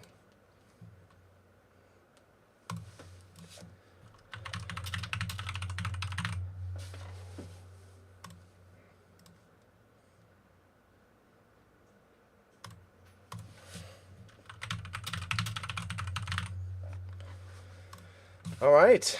I am getting way faster at this, so that is very validating. So we got the 13 listings ready. If I'm correct, I should already have one of these Owl magazines in here. I hope this works out soon, or at least there's something else that makes a better investment. That's, with my life and my goals and how I travel and shit, it still provides an insane amount of value, because otherwise there's no way that I can have those in-person sales without being in the city. This is one of the only locations that offers me that type of benefit. And one second, I think I know where I have the Owl magazine, and I gotta pull it up in the background that I don't want y'all to see. Still provides me an insane amount of benefit, so I'm not frustrated in that way. I'm just viewing it as way more passive. It's where I put my comic books. It's where I put stuff that does have value, but I'm not able to sell in other outlets, and it can just gain me passive income. But same full circle rant, right? Full circle rant is like, all right, I'm fine making that shift. But A, you lose out because you don't have the cool shit anymore. I'm not bringing the cool shit in there because you're not promising me that it will stay. And then B, I'm going to talk publicly about it. I'm going to let people know that's the problem with the place, you know? Oh, I thought I swear I put an Owl magazine in here. I guess not. Oh, well. Weird. Very odd. Okay. Trippy. Trippy.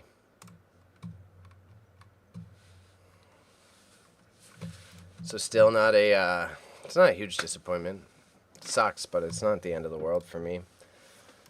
I got better opportunities.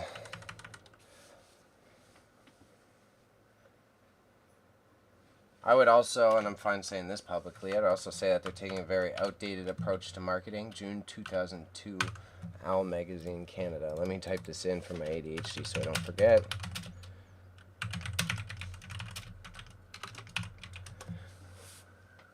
Today, probably 4:30 latest. I gotta finish up these listings and we done. Again, I'll be on late at night to do my grandmother's stuff, I think. But I have to be a good roommate first, as well as get ready for my trip, but primarily be a good roommate. I want to clean the bathroom, etc., etc. Yesterday, I did the fridge, I did the stairs, I did the hallway, blah, blah, blah. How did I just see Playboys? Fashion, Penthouse. I wasn't allowed to list my Penthouse before. What the fuck? Maybe just the Penthouse covers I put had too much nudity? I wasn't allowed to list these before. Whatever. Well, I'm not gonna get grumpy.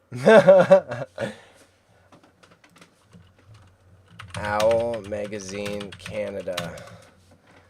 Vintage, 2002. Is there a weird collector out here already? Because it's not... Yeah, they're listed for like $30, this is here.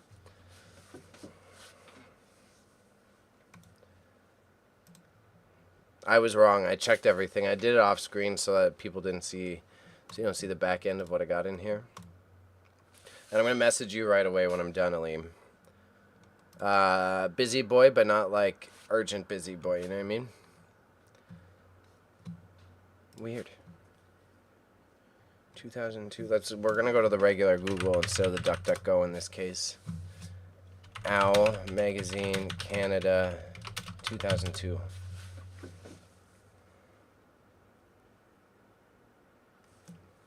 So they're still selling them for like $40.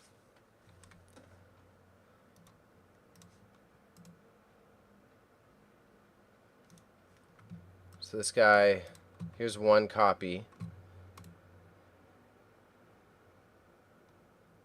So $10. Because there's no other copies, we're going to chat tax a little bit. We're going to sell them for $25. That's the decision here, okay?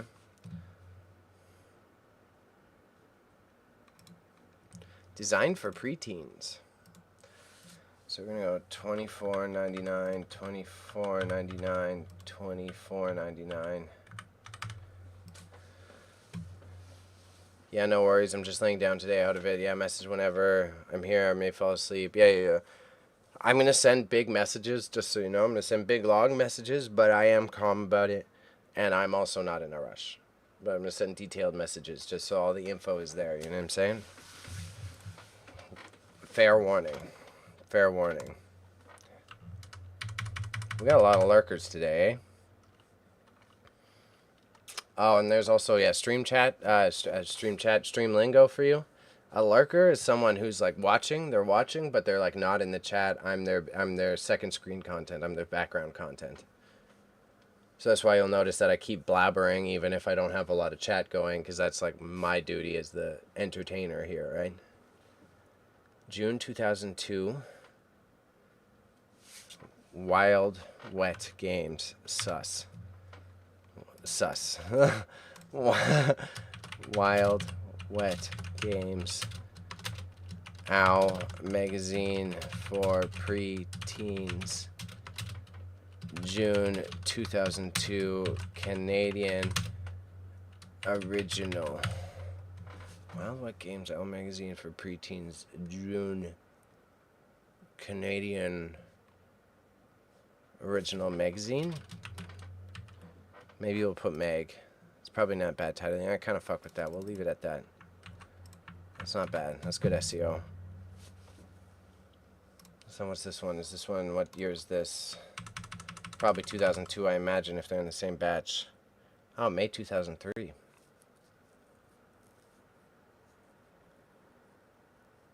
May 2003. Hitting it big.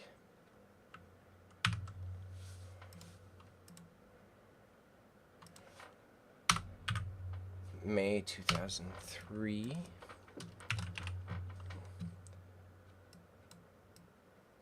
Hitting it big.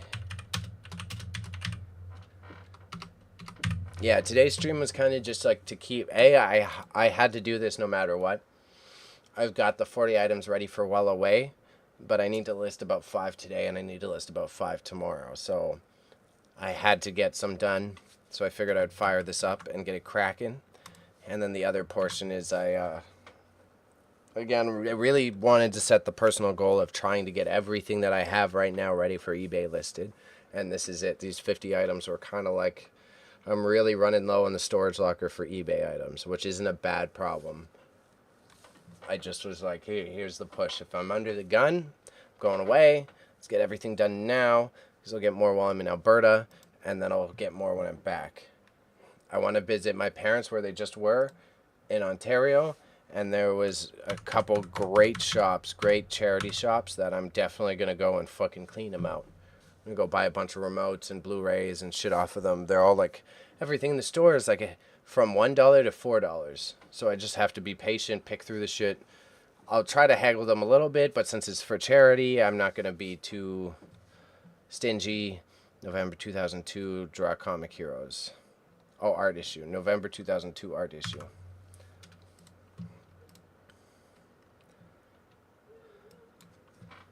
Art issue. November 2002.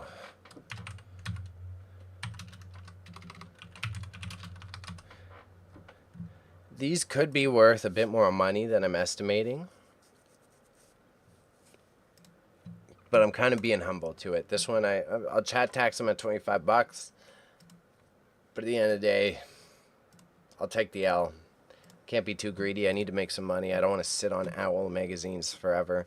So, Nintendo Game Boy Color Fanny Pack. Nintendo Game Boy Color Official Fanny Pack. Ah, here we go. $12, $13. Fuck.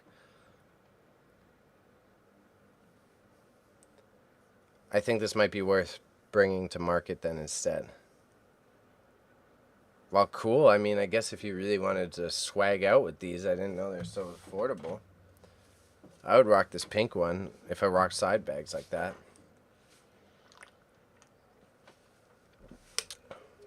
Yeah, tough call.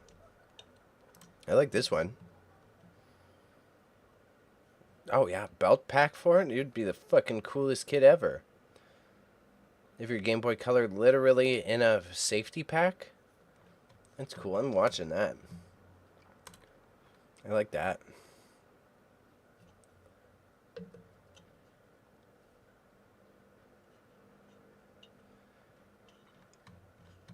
I think the Nintendo fanny pack.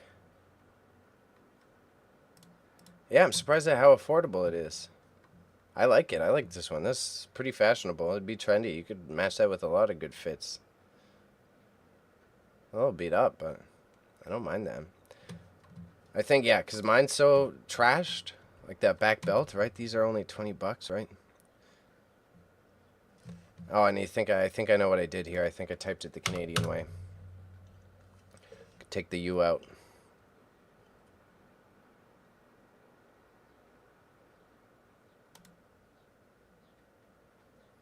Yeah. I think I'm kind of going to admit defeat. This guy I did use the fanny pack. The fanny pack, though, just had my games in it. 30th of May, April. Yeah, $11 with a discount. June 1st. June 13th. Can I sort by date? Sort by, sort by, sort by, sort by, sort by, sort by. Where am I? Why am I fucking up here? Oh, because it's showing me other listings.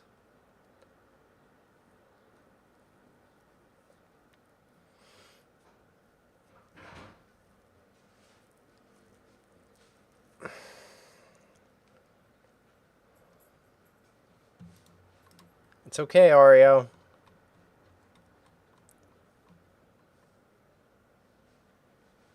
Just games, Game Boy Original. Missed that device, though. I have 2 Game Boy Originals.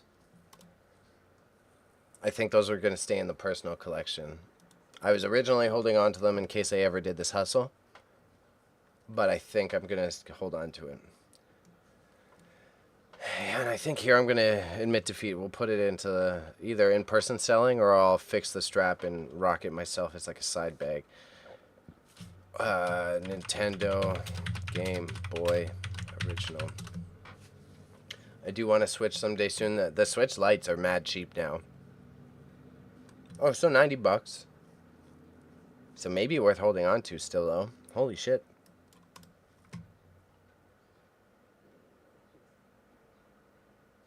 Oh, yes. This is why. For the screen. For modders. For modders. That's why they still hold value.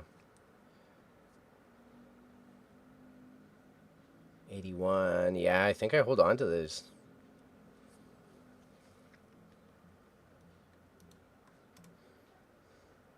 Yeah, I got 2 of these fucking bad boys. Used to play a lot of Tetris. I used to play a lot of Donkey Kong. And I think I had Metroid 2. Metroid 2. I wish I kept the box, bro. I had the boxes as a kid, and I didn't know what they would be worth. But I mean, I guess it's how half the world fucking feels.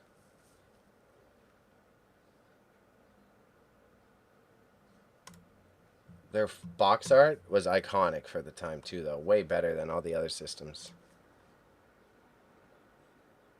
That's cool. But yeah, like a Switch Lite. Let's check this out right quick. Switch Lite.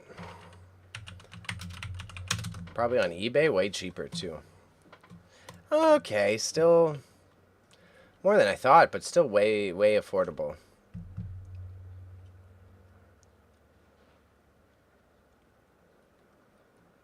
You gotta wait because the new Switch hasn't come out yet. When the new Switch comes out, these should probably drop down another $20 if I'm correct. So we're gonna unfortunately take the fanny pack out. Whatever, they're cool photos. Maybe I'll put them in my stock photography thing. That's also what I might try to do when I'm back. I need to list to my stock photography profile again. I do want to switch when we don't know what we got till it's gone. Yeah, for realsies. Light and OELD, what's the difference? Switch OELD. I know I'm saying that wrong. OLED, sorry.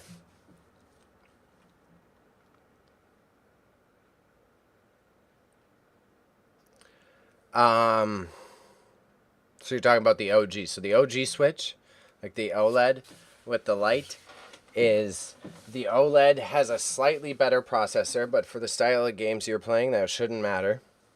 And then these ones are the ones that like hook up to your TV. The Switch Lite, I think, can hook up to a smart TV if I'm correct, but it doesn't have the same like console companion where you take off the controllers. The Switch Lite is more like a, as you can see, a Switch Lite is it's always attached, so it's cheaper for them to make, and then that's why it's more affordable. So I know the blue ones are rare. So these yellow ones, the off color is way cheaper, like $100, $90, and it runs all the same games as the other one. A little bit slower, but that's why it makes it more of a handheld console. It's supposed to be why people don't like it so much. I think you're also like specifically, right? A lot of people play Switch for like Smash Brothers and games of that likeness, right? You could still play Smash and shit on here and probably do pretty okay, but people like being able to have the separate, pull the remotes off to play Smash. If you want to Smash with your bros effectively, you know what I'm saying? Vinyl Idols, White Goodman. Vinyl Idols, White Goodman. Play some Fire Emblem. Oh, these guys are selling like hotcakes. This is worth putting in the store. Let me make sure. I'm pretty sure I delisted it, but maybe I didn't delist it. White. Oh no, I didn't. Fuck me, man. Alright, whatever. Error found. We're fine. My feelings aren't hurt. Your feelings are hurt. How about while we're here then, instead, we'll revise the listing so it's not a complete waste of time. Shit, man. Or no, I did sell one at the stall. Maybe, whatever. We're going to stop arguing with myself first off. We're going to lower the price on this existing guy. And then I'm going to see, because I think I might have put him in the wrong category, is what I have to suspect. Movie promo merchandise, and these guys have them in collectible figures. So let's put them in collectible figures.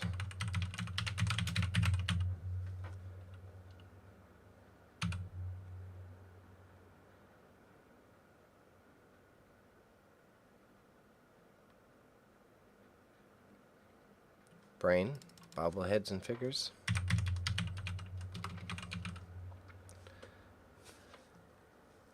Here we go.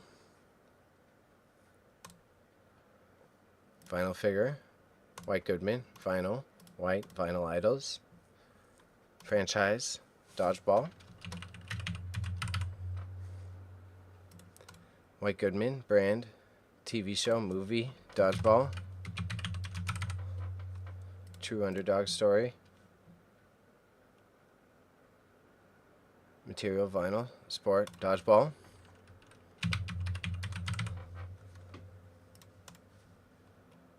Da. New. We'll lower them to $18.99. Oh shit, not $18,000. Also, OLED sounds cool for me. The interchangeable option is fire. That's being optimistic. I'm a loner, so the light is perhaps ideal. I just figure because you're always on the go too, right? The OLED is a little. I mean, the light is a little bit more efficient for that. But OLED, two people can play with the two joysticks. Yeah. You can play Mario Kart. You can play Mario Golf. All that shit. And they kind of act as like Wiimotes too. They have got motion sensors. So like golf, I bring up Mario Golf. Holy shit, that's the page I don't want to show.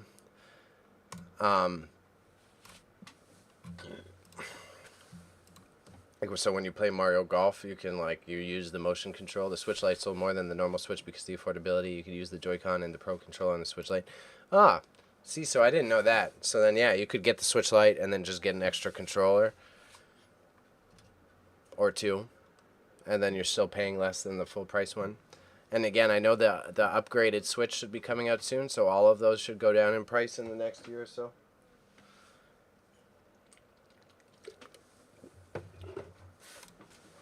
So this guy, what is he? He's a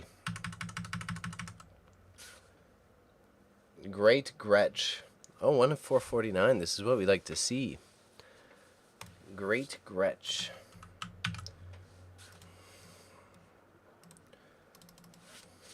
Great Gretsch makeshift.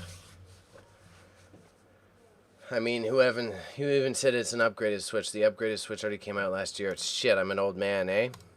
Fuck.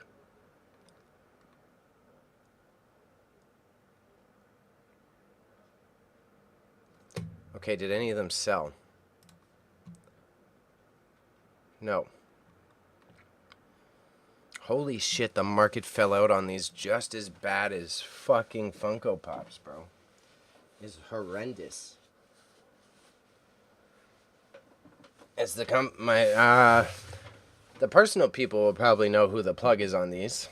I just for security's sake don't want to say it out loud, but someone I know had a plug with this company, and what they do is they do Great Gretsch.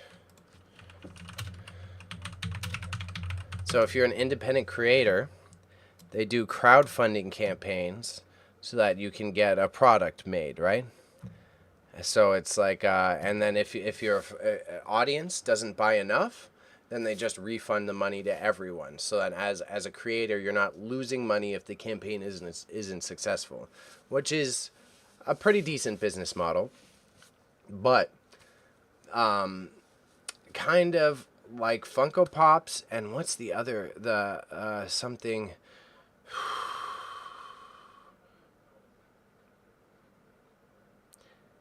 It ends with EEZ. There's a competitor to this that also makes vinyl figures for creators in a similar format. And these used to be worth like $5, like very expensive. And the bottom just completely fell out of the fucking market because they stopped doing exclusivity. Like these ones were $449. Yeah, U2s. U2s. Y-O-U-2-T-O-O-Z. U2s. You're right. Thank you. Appreciate the prompt. There more people came out in the market, so rather than make like really high quality ones with like specific creators or only collabing with a creator once so that there's demand, they just pumped these fucking things out, and the market just fell out from under it. So at first, when there was like 449 of these, this would be worth like $5. Now the ones that they make, they sell like 5,000 of them, and they're worthless. Yeah, you have one of Swagger Souls. Yeah, that type of shit. And then at first, these were the first guys doing it, and then U2s started copying them, and then it's just like so. And then there's Squishmallows. So what's the difference? Why am I paying so much for this plush when I can just get like a Squishmallow that kind of looks like the character? You know, it would completely shot themselves in the foot.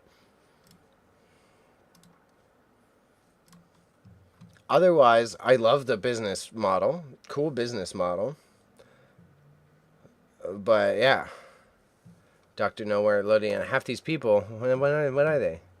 You know what I mean? Crunchy Willy Wonky, Bobby Craft, Minecraft creators. Like no one who's still funding Minecraft. I don't know. Whatever. I'm not grumpy. You're grumpy. I'm just disappointed because these things were supposed to be a fucking bank of money for me.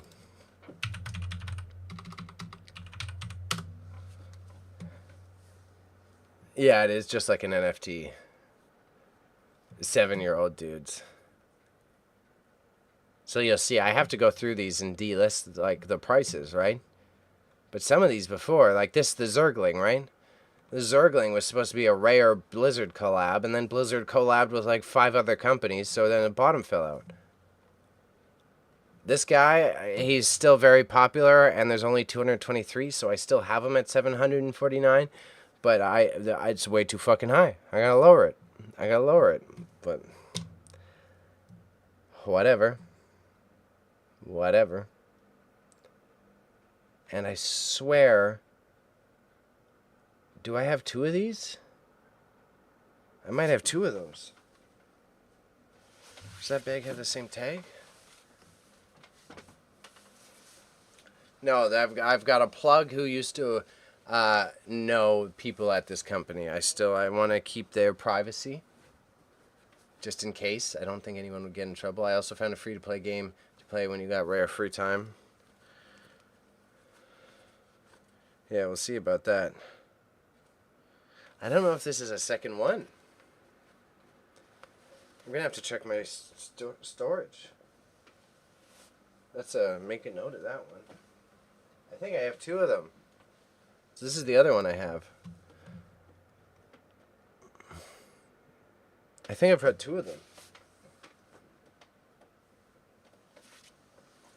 Let me get my book.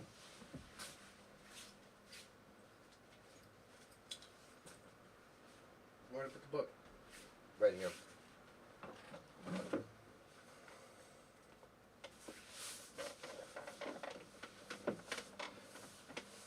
What's the free-to-play game?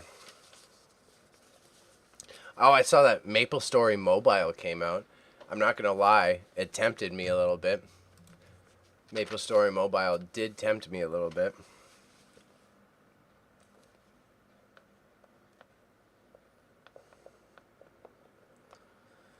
I think I might have 2 of these fuckers. Do I have this? These photos are pretty much as good as what I took today, too. So maybe I'll just leave him as it.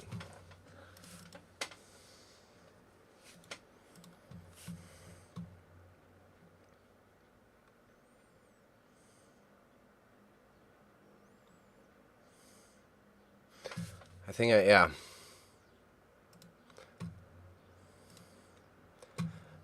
No. Didn't play the Hogwarts game. Oh, it's made by the same company as MapleStory? That's kind of funny, actually. I was, like, highly debating. I was like, you could dabble with some MapleStory. And no, not the Hogwarts game. I'm not the high horse guy. I'm not going to diss you for being the guy who plays it, but I choose, personally, not to support anything that's remotely even boosts J.K. Rowling's IP. Personally, my stance, but I am also not the type of guy... If you just enjoy a game about wizards, I don't think it makes you a transphobe.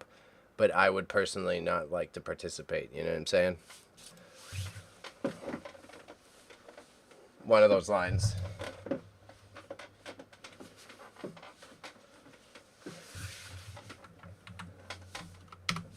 Yeah. So it's one of those. For me, it's a politics thing, but I'm also, again, not the type of politics person to be like, oh, you must hate this type of people because she does. I don't believe that either, though. Slackworm Comics.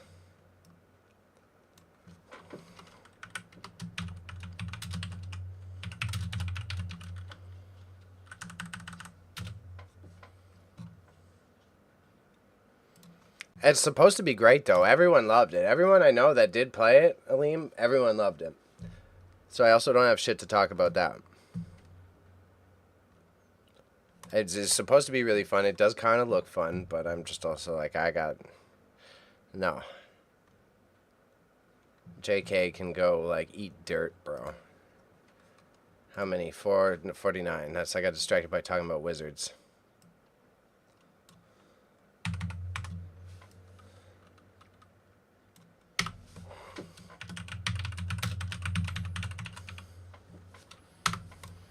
So this wall tile,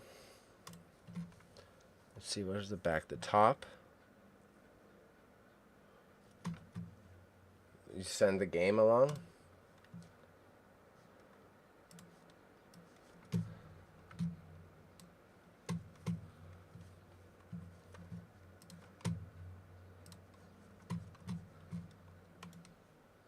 Design that check.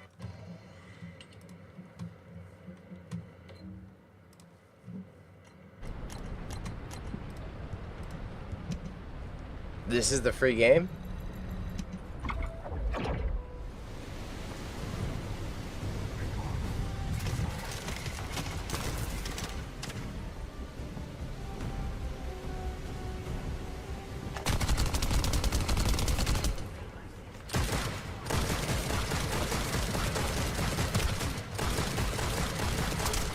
Is this your Destiny supplement?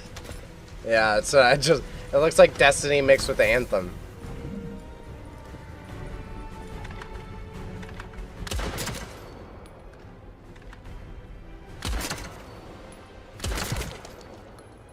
Okay, that's good. All right, shooting. There's lots of shooting. Some more shooting.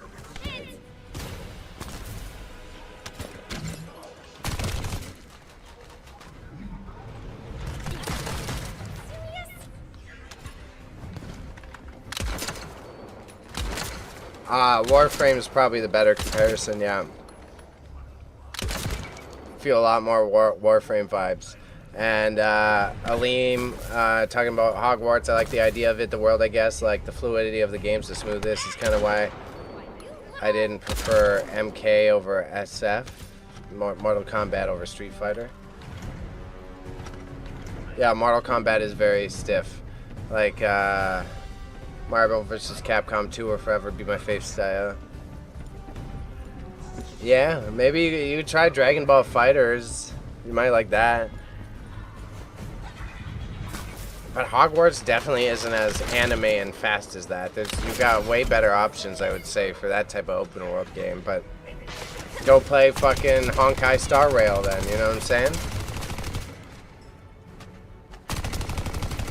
Or Tekken. Tekken just dropped. Tekken's also popping again. I would say Tekken, you could go to that. It's probably the best. I actually really support that one.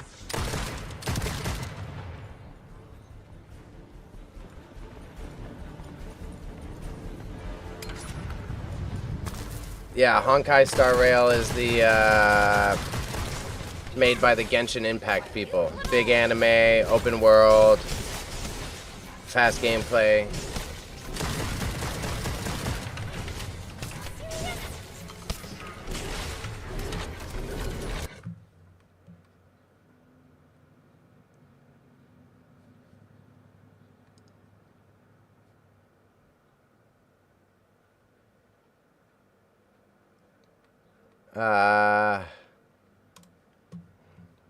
Eliminate distractions in your photos using Photoshop's next generation generative fill. With your photo open, select any areas you want to replace and click generative fill. Leave the prompt box. In a world with code-locked chrome doors, meg-like invaders with bladed arms, and rooms with monitors spread across the halls. Its hook of a prologue gives you enough that you can see why the story and gameplay are worth sticking around for without grinding. Charming characters, engaging. So it's like full anime girls. So there's enough variety that experimenting with team composition is hours of fun. Some teams may have an ace defender instead of a healer. See, this is what we're talking about, waifus. This is all waifus, bro. Buffing their own team members. You also have a chance to switch teammates around depending on the weaknesses of the upcoming enemies. Better late than never. So, planning ahead can be just as important as what you do when the fight begins. Unfortunately, Star Rail keeps the infuriating artifact system from Genshin. Okay, I just don't want YouTube to get mad at me. I'm sorry. That's why I gotta stop it. I was trying to give you a little sample of the art style, but I think considering it's IGN, I don't want to get a fucking. I already got one strike. I don't need another. I'll give you a little taste. Well, if it's Twitch only, I'll gladly show you the whole thing, but I'm on YouTube as well right now, so. So this guy, H&R Johnson Limited. H&R Johnson. ADHD, keep your shit on task. H&R Johnson. H&R Johnson. H&R Johnson. H&R Johnson. H and R. Johnson. Tile. Made in England.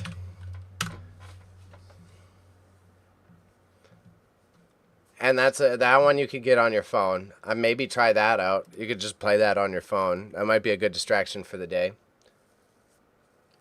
They all kind of do, yeah. Honkai Star Rail and all that, they were like the originators. Not the originators, I would say. Nope. Let me retract that. But it's one of the bigger franchises in the Gachapon series genre. Okay, so it's what I have is sort of rare, but it looks like it's probably gonna sit.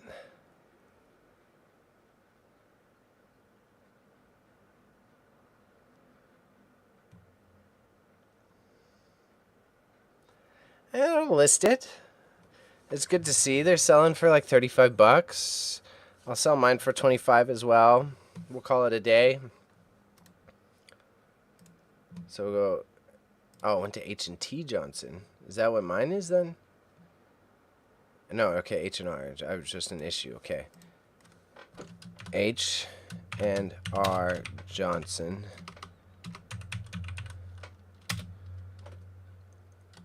Art Deco Tile. Abstract Art. Unique red pear design.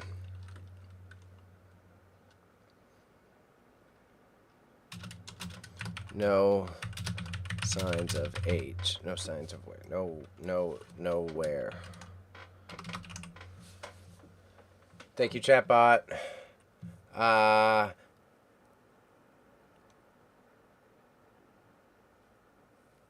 Yeah, same people that made Genshin Impact made Honkai Star Rail. That's yes. Another one called Zenless Zone Zero. That fucking I keep getting ads for it. I downloaded Wuthering Winds for you, and then it's just like hammering me with wanting to buy it. It wants me to download that game so bad. It's an interesting game. I have on my phone. It's called Gris. It's no actual mini mission or anything. It's made to help people deal with grief. It does sound familiar. It doesn't sound totally out of nowhere.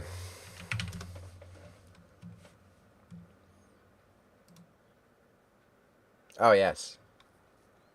I've at least seen a fucking TikTok with this in it or something. I have seen this palette before.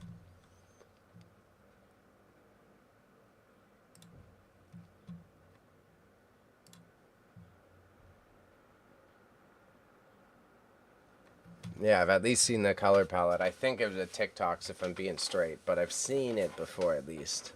It's no Johnson. We're going to call it $24.99. Call it a day. Chinese karaoke VHS tape. I have no idea any of the details. Just type it in and see what comes up, but this is probably the biggest shot in the dark I've done all day. Chinese karaoke VHS. And try one of the games that Ross is suggesting. You might like it. Try the which one is he playing now? Nope, the Zenless Zone Zero is the new one. What's the one he's playing now? What's the one Raza, what's the one you're playing now?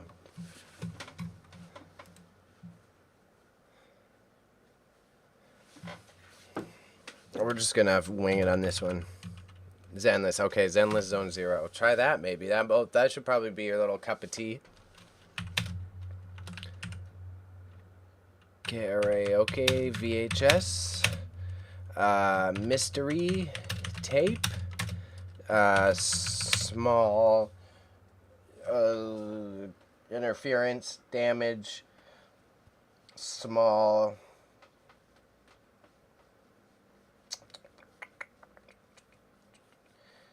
why is the word not coming to me? Clutter, no. Artifact issues. Artifact issues.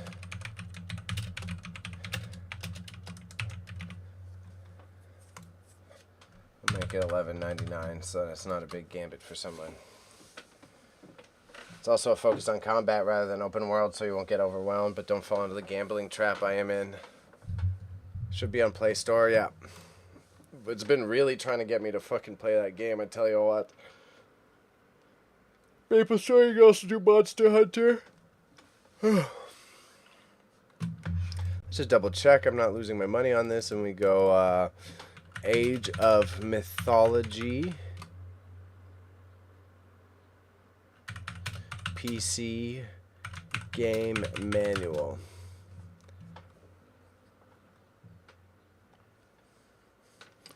See, damn, another one of those L's. Well, booklet only, okay.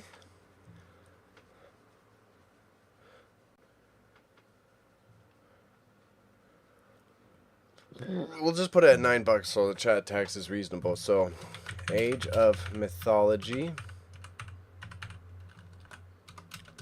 It's Age of the Titans, isn't it? The Titans expansion. The Titans. PC game.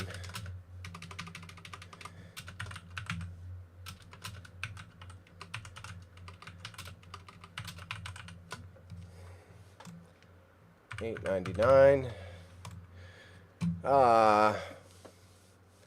If you pre-register, you can get this Victorian maid-like character. She's very cringe, but does a lot of damage.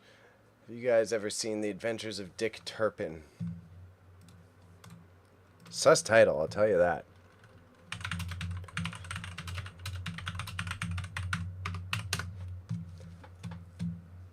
The completely made-up Adventures of Dick Turpin. No.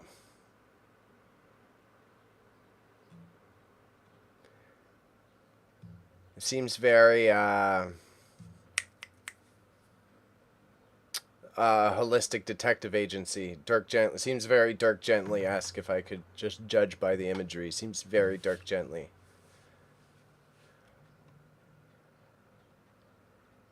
Has big Dirk Gently energy for sure.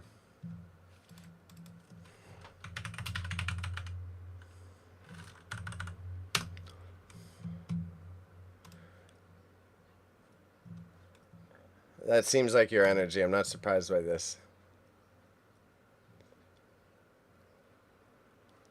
I liked it. I liked Dirk Gently. The second season was kind of mid. I liked the first season was very memorable. Second one was like, eh. It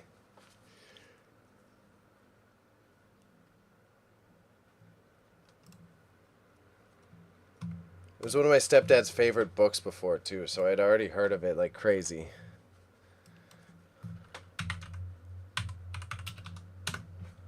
This is more British stuff. Dirk is more like American, but like chaotic. It's written by Douglas Adams. What do you mean?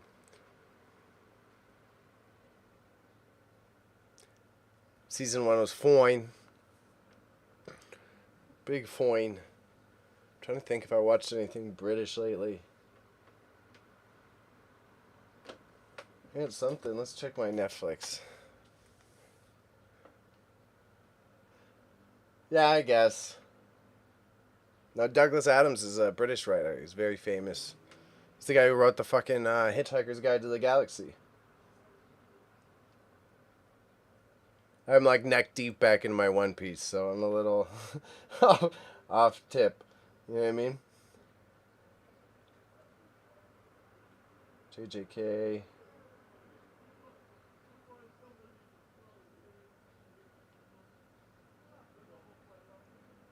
Yeah. Not much British stuff lately, no.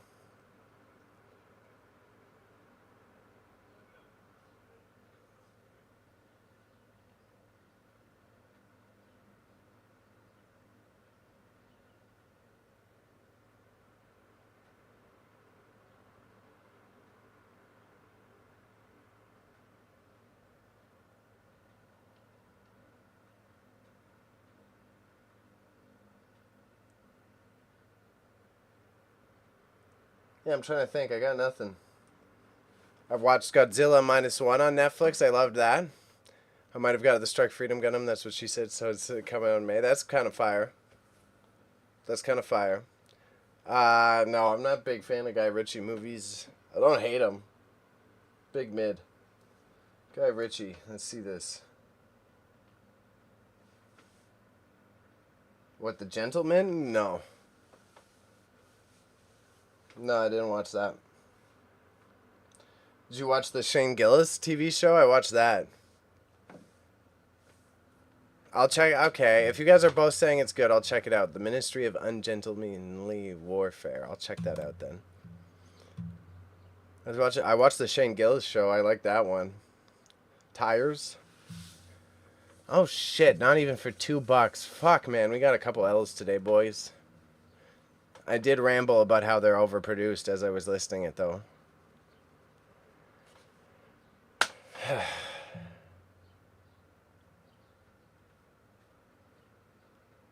Whatever. So what we're going to do is we're going to put it in the box of my stuff to make buttons out of. I'm going to make Diablo 2 buttons then is going to be my solution. Whatever. This is why we did a wide load so that we're already set up.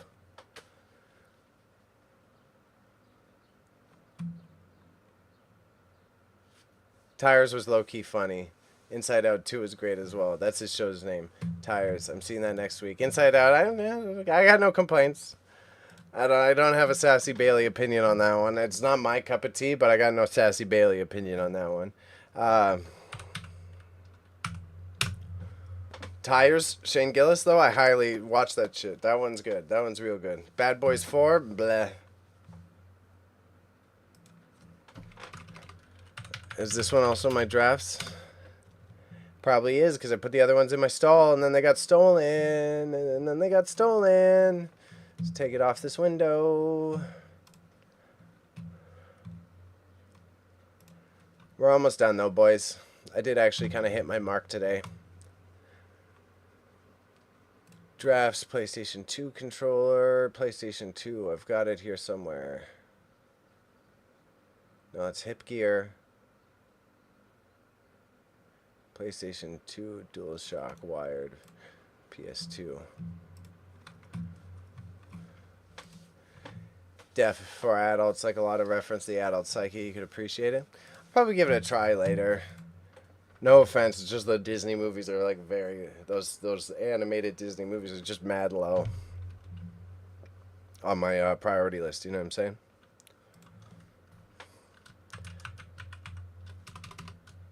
Damage. We'll take this out. We'll go like this.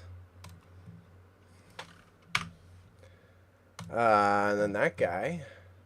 I think it's Pixar, if I'm being honest. Pretty sure it's Pixar.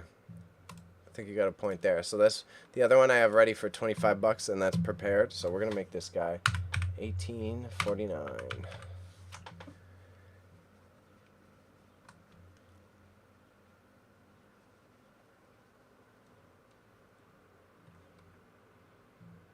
Yeah. I got what does Will Smith support? Will Smith just lets his wife fuck teenagers. Oh, he's a Scientologist. I always forget he's a Scientologist. So that's a very valid critique. I always forget Will Smith is a Scientologist. So, okay, fair enough. Fair enough. There's this huge drama in skateboarding because, like, this big skateboarding YouTuber turned out to be a Scientologist. He started off, it was like this whole, they had a warehouse, they had all this channel, this like YouTube channel, it's called Braille. And it was like from when I was a teenager, they started doing like how to kickflip tutorials and hashtag skateboarding the weirdest skateboards, or we skate whatever you send in. And then there was all these suspicions that this guy was always part of Scientology, and everyone was kind of like brushing it off. Everyone was like, okay, whatever. He's a Scientologist, but he does all this good stuff for skateboarding, so everyone kind of let it go.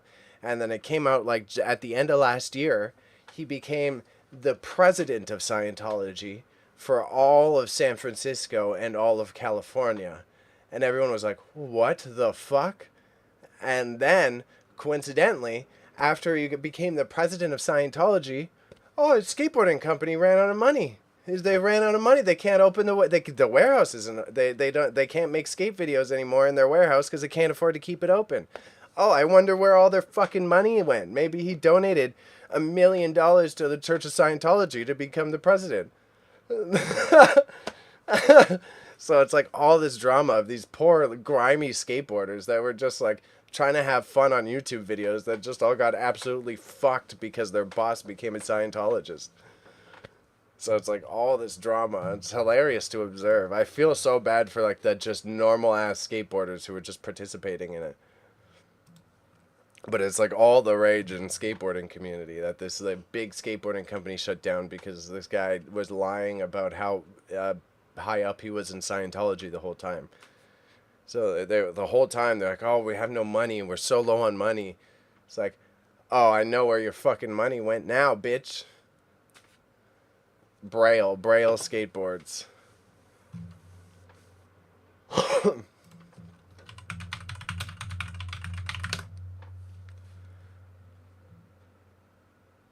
Oh, he's killed the SEO, though. There's nothing, it doesn't even happen. Nothing comes up.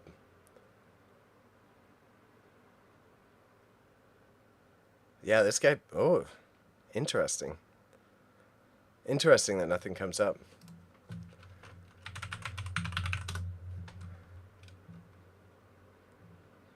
New Eddie Murphy movie, Beverly Hills Cop, I think is out on Netflix. Not sure. I liked the latest. Eddie Murphy did the fucking blaxploitation movie. I forget what it's called. That one was good.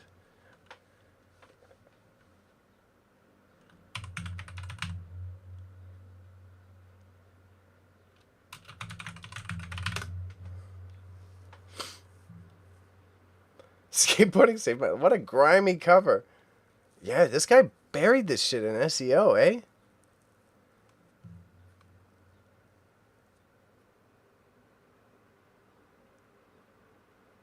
This guy did a really good job at the SEO. That's wild. That's interesting.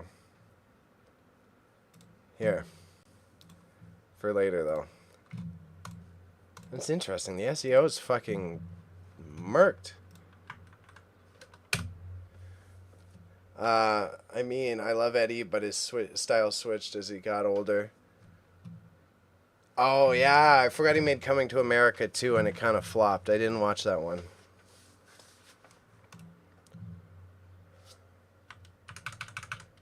So, Rock Candy, PS2 controller. Does it have a model number on it? I guess I've got it right behind me. I can do this right over here.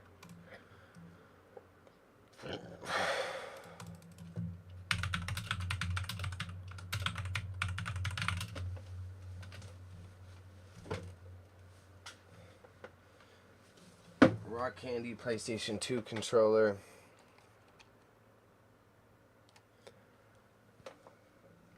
Four 714 GAB.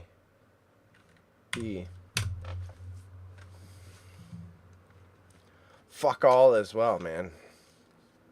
A cent. Holy shit. Look at this. Someone bought these controllers for $1. It's kind of crazy. Well, clearly it's not worth my fucking time then. Maybe I can make some sort of art out of it. Jesus, $1. Hits different gaming for realsies. What I loved about Beverly Hill Cop is that they kept the same style of the other 3 movies. Like Jim Carrey, I love Jim, but his new stuff doesn't hit as much. Jim Carrey doesn't do anything anymore after Sonic. When was the last thing Jim Carrey did other than Sonic? I'm pretty sure he stopped making movies because of Sonic.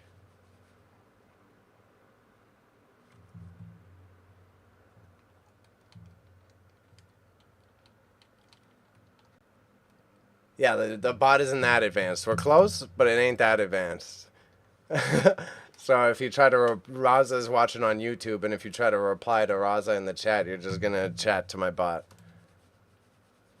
It's not because of Sonic. I'm exaggerating, but I'm pretty sure he made Sonic 2, and he said, I'm done acting after this. He's like, I did this because it was a fun, goofy one where I'm not being an asshole, and then I'm done. But I don't think it was because of. I am being facetious. Oh my god, speech impediment. I'm not even going to try that one again. Oh, he is doing Sonic 3? That is wild. So whatever. Whatever. I gotta figure out what to do with this controller. I'll make some sort of art project out of it. We took an L on this boy. Took a big L on this boy. I'll make some sort of art project out of it.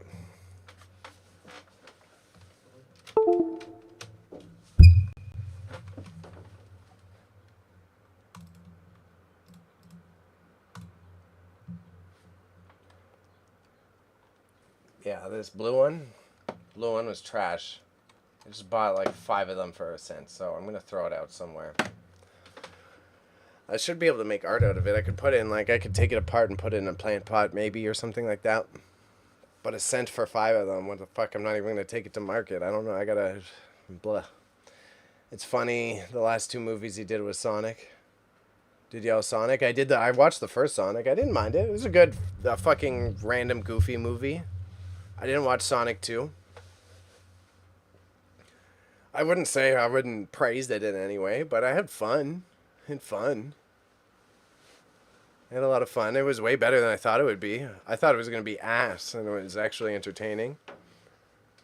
2, I should probably watch it, considering those feelings. I haven't watched the TV show either. Yeah.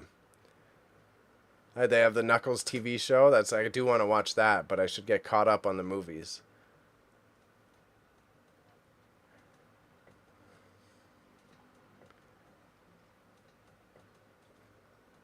Because I think Knuckles just made an appearance in number 2, and then he had the whole TV show. Yeah, that's what I thought. I'm also gonna end soon. I'm just kind of like hanging out with y'all for a second, but I am gonna end. I hit my mark. We have 8 items, so I'll just list them all today, probably. Knuckles was pivotal. Oh, okay, I didn't know this. I played a lot of Sonic back in the day. I think I still have some of the N64 streams that I was playing on MIM. Playing Sonic Adventure Battle and fucking with some chows. Big paws.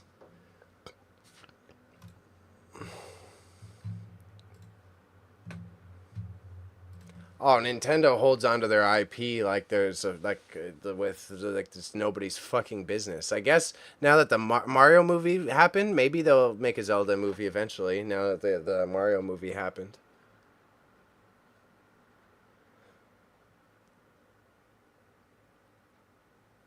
Is Sonic 2 on Netflix?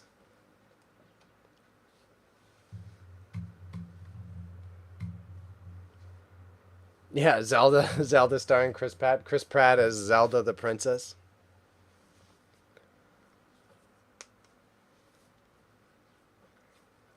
I don't mind that.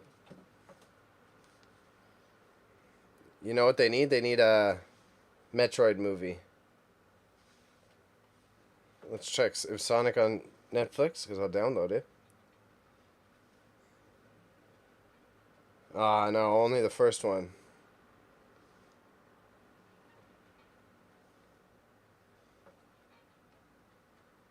Yeah, only the first one.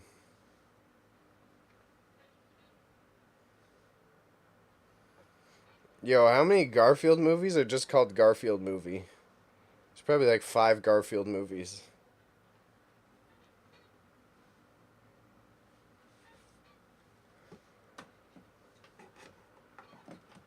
Timothy Chalamet as Link. Metroid would be awesome. It's on Amazon.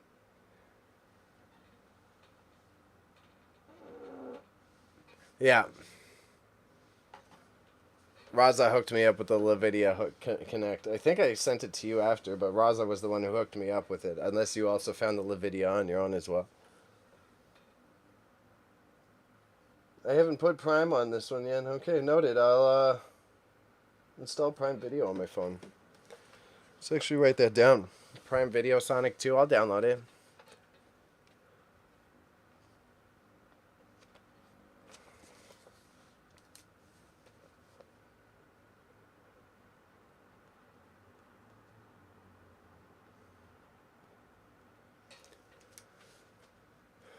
Dope box. Noted. He'll probably send it to you in a DM or something. You can send it here if you want, because I still don't have links banned because I'm too tiny. But I don't know how it will, like... A lot of these websites... Yeah, I guess you could put spaces. I'm surprised they're even allowed to type NVIDIA. We used to have trouble, so you couldn't even type it in chat before. When we used to run the pod.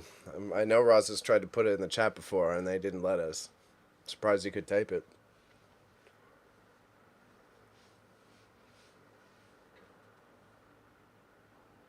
But... Okay, y'all. Okay. Thank you two, for hanging out. Again, I gotta figure out what's wrong with my activity feed. Why didn't it tell me you subbed? The world's changing quickly, yeah. Holy shit, that's a mess of a fucking title. Its UI is Netflix.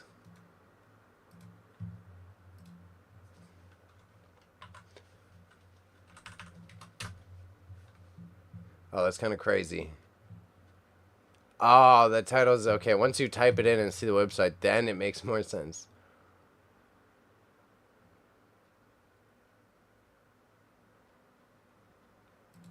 Yeah, this website is using the same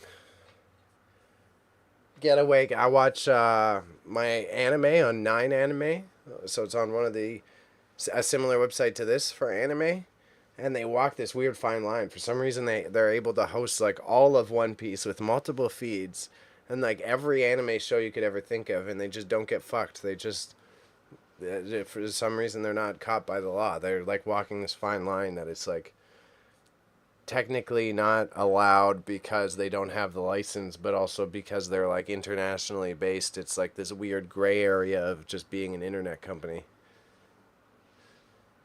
Holy shit, a whole watch list and everything. I'd be sus of like giving them an account though. I'd give them a fake email at least.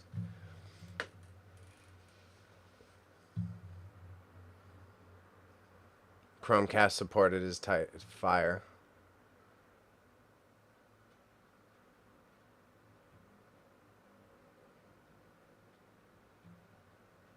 Interesting, okay.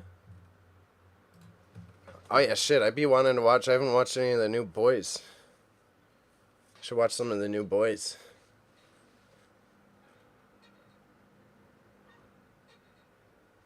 Yeah, exactly.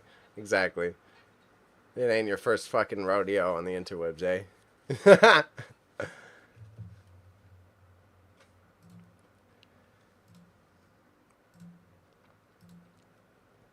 I'm really excited to try this Pinot test when I'm back on Kick. I think I really want to just... Because I don't care if my Kick account gets, whatever, demonetized or whatever. So maybe I'll try to play the Pinot tapes and see if that gives me a few followers on Kick before I get a copyright strike. Either way, my first TOS on Kick, and Kick is full of so many degenerates. If I get banned off of Kick because I played Pinot... You getting drunk on stream? No, I got The Adventures of Buttman, and I really want to check out what are on these like funny old school VHS Pinot tapes, and I want to put it on Pinot Noir. Yeah. And we really want to do the VHS conversions, but for that shit, and I can't do it on Twitch. I can't do it on YouTube. Yeah.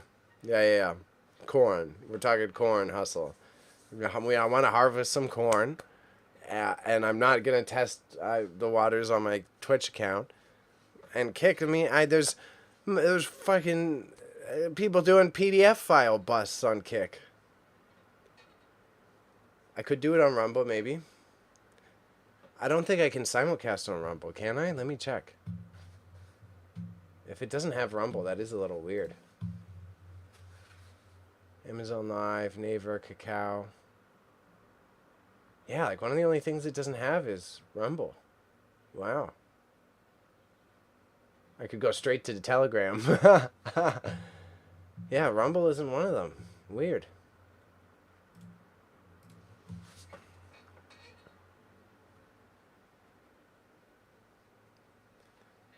Master Ringwing.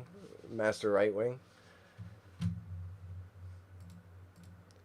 It's kind of cool. Restream also offered like I can stream straight to TikTok and Instagram, but it doesn't do like I can't have multiple. I would need to have a secondary computer so that I'm also putting out a mobile stream. Ugh. But I think so. I think it will be fun because I've got The Adventures of Buttman, Buttman Returns, and Buttwoman. And I really want to see what's on them. I've got a couple other ones with funny titles. Like this one I suspect is suspicious. This is Iron Monkey. I think that's not a... I don't think that's a normal movie. I got... Oh, I have Gone with the Wind. Blonde Next Door, Down and Dirty, Licensed to Thrill, Hooters, and Making It Big, and Nina's Knockout.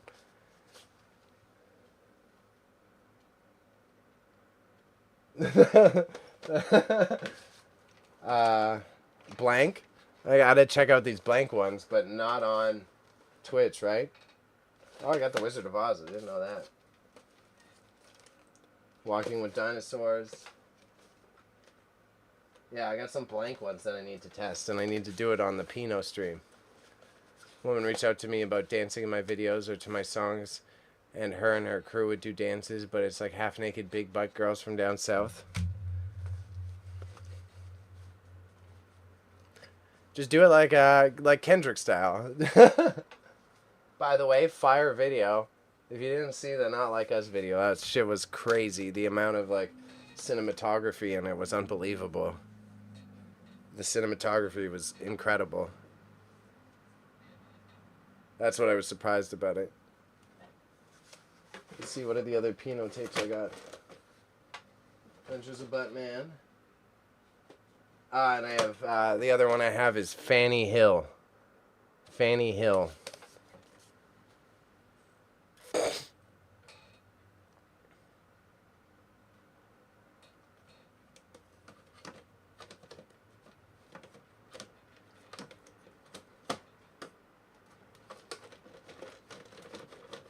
Like, what I didn't realize until I watched one of those, like, analysis videos, you're talking about how sus all the Drake shit is. I didn't watch until I watched one of those analysis videos. An owl is a predator. So the OVO, like, him beating up the owl, is like a triple entendre. Because he's like, it's the OVO logo, but the owl is a predator. Like, bro. You couldn't pick worse fucking branding. I never really, I was like, holy shit, I never thought of that. And then he had the one where the girl's like crip walking on a tightrope and the background is the nothing was the same background. Like, holy shit. I'm like, oh my god. It's wild. But the owl being a predator is something that I was like, oh my god, I never really thought about that. That is wild oblivious. It's like, you gotta change your branding, bro. You gotta fucking change your logo now. He won't, but Jesus. Maybe it was some Illuminati shit. And like he was trying to just put it out there with the logo.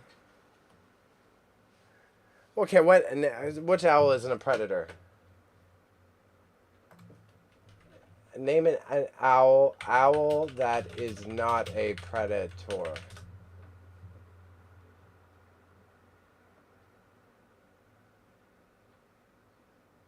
No, they're all predators.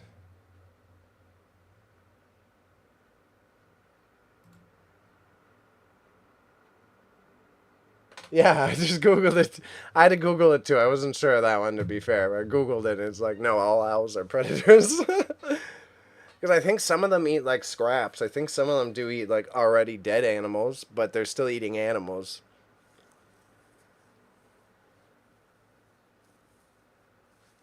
The one from Winnie the Pooh pops up. Yeah. Or the Muppets guy. Yeah.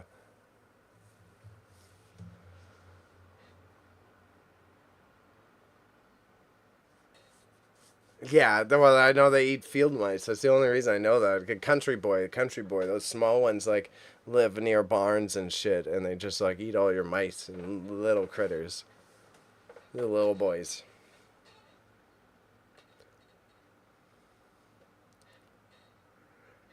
All right, chat. Stream. I'm actually having a really good time chatting with y'all, but I do gotta fuck off. I gotta get ready for my trip, and I gotta do all my little chores and shit. I gotta be a good roommate. I gotta clean the bathroom. I gotta clean my bedroom's clearly still too messy for me to leave, as you can tell. You can't even tell there's a cat on my bed. It's so messy. The northern white-faced owl is very cool. The great horned owl, there's some of those out in Alberta where I grew up.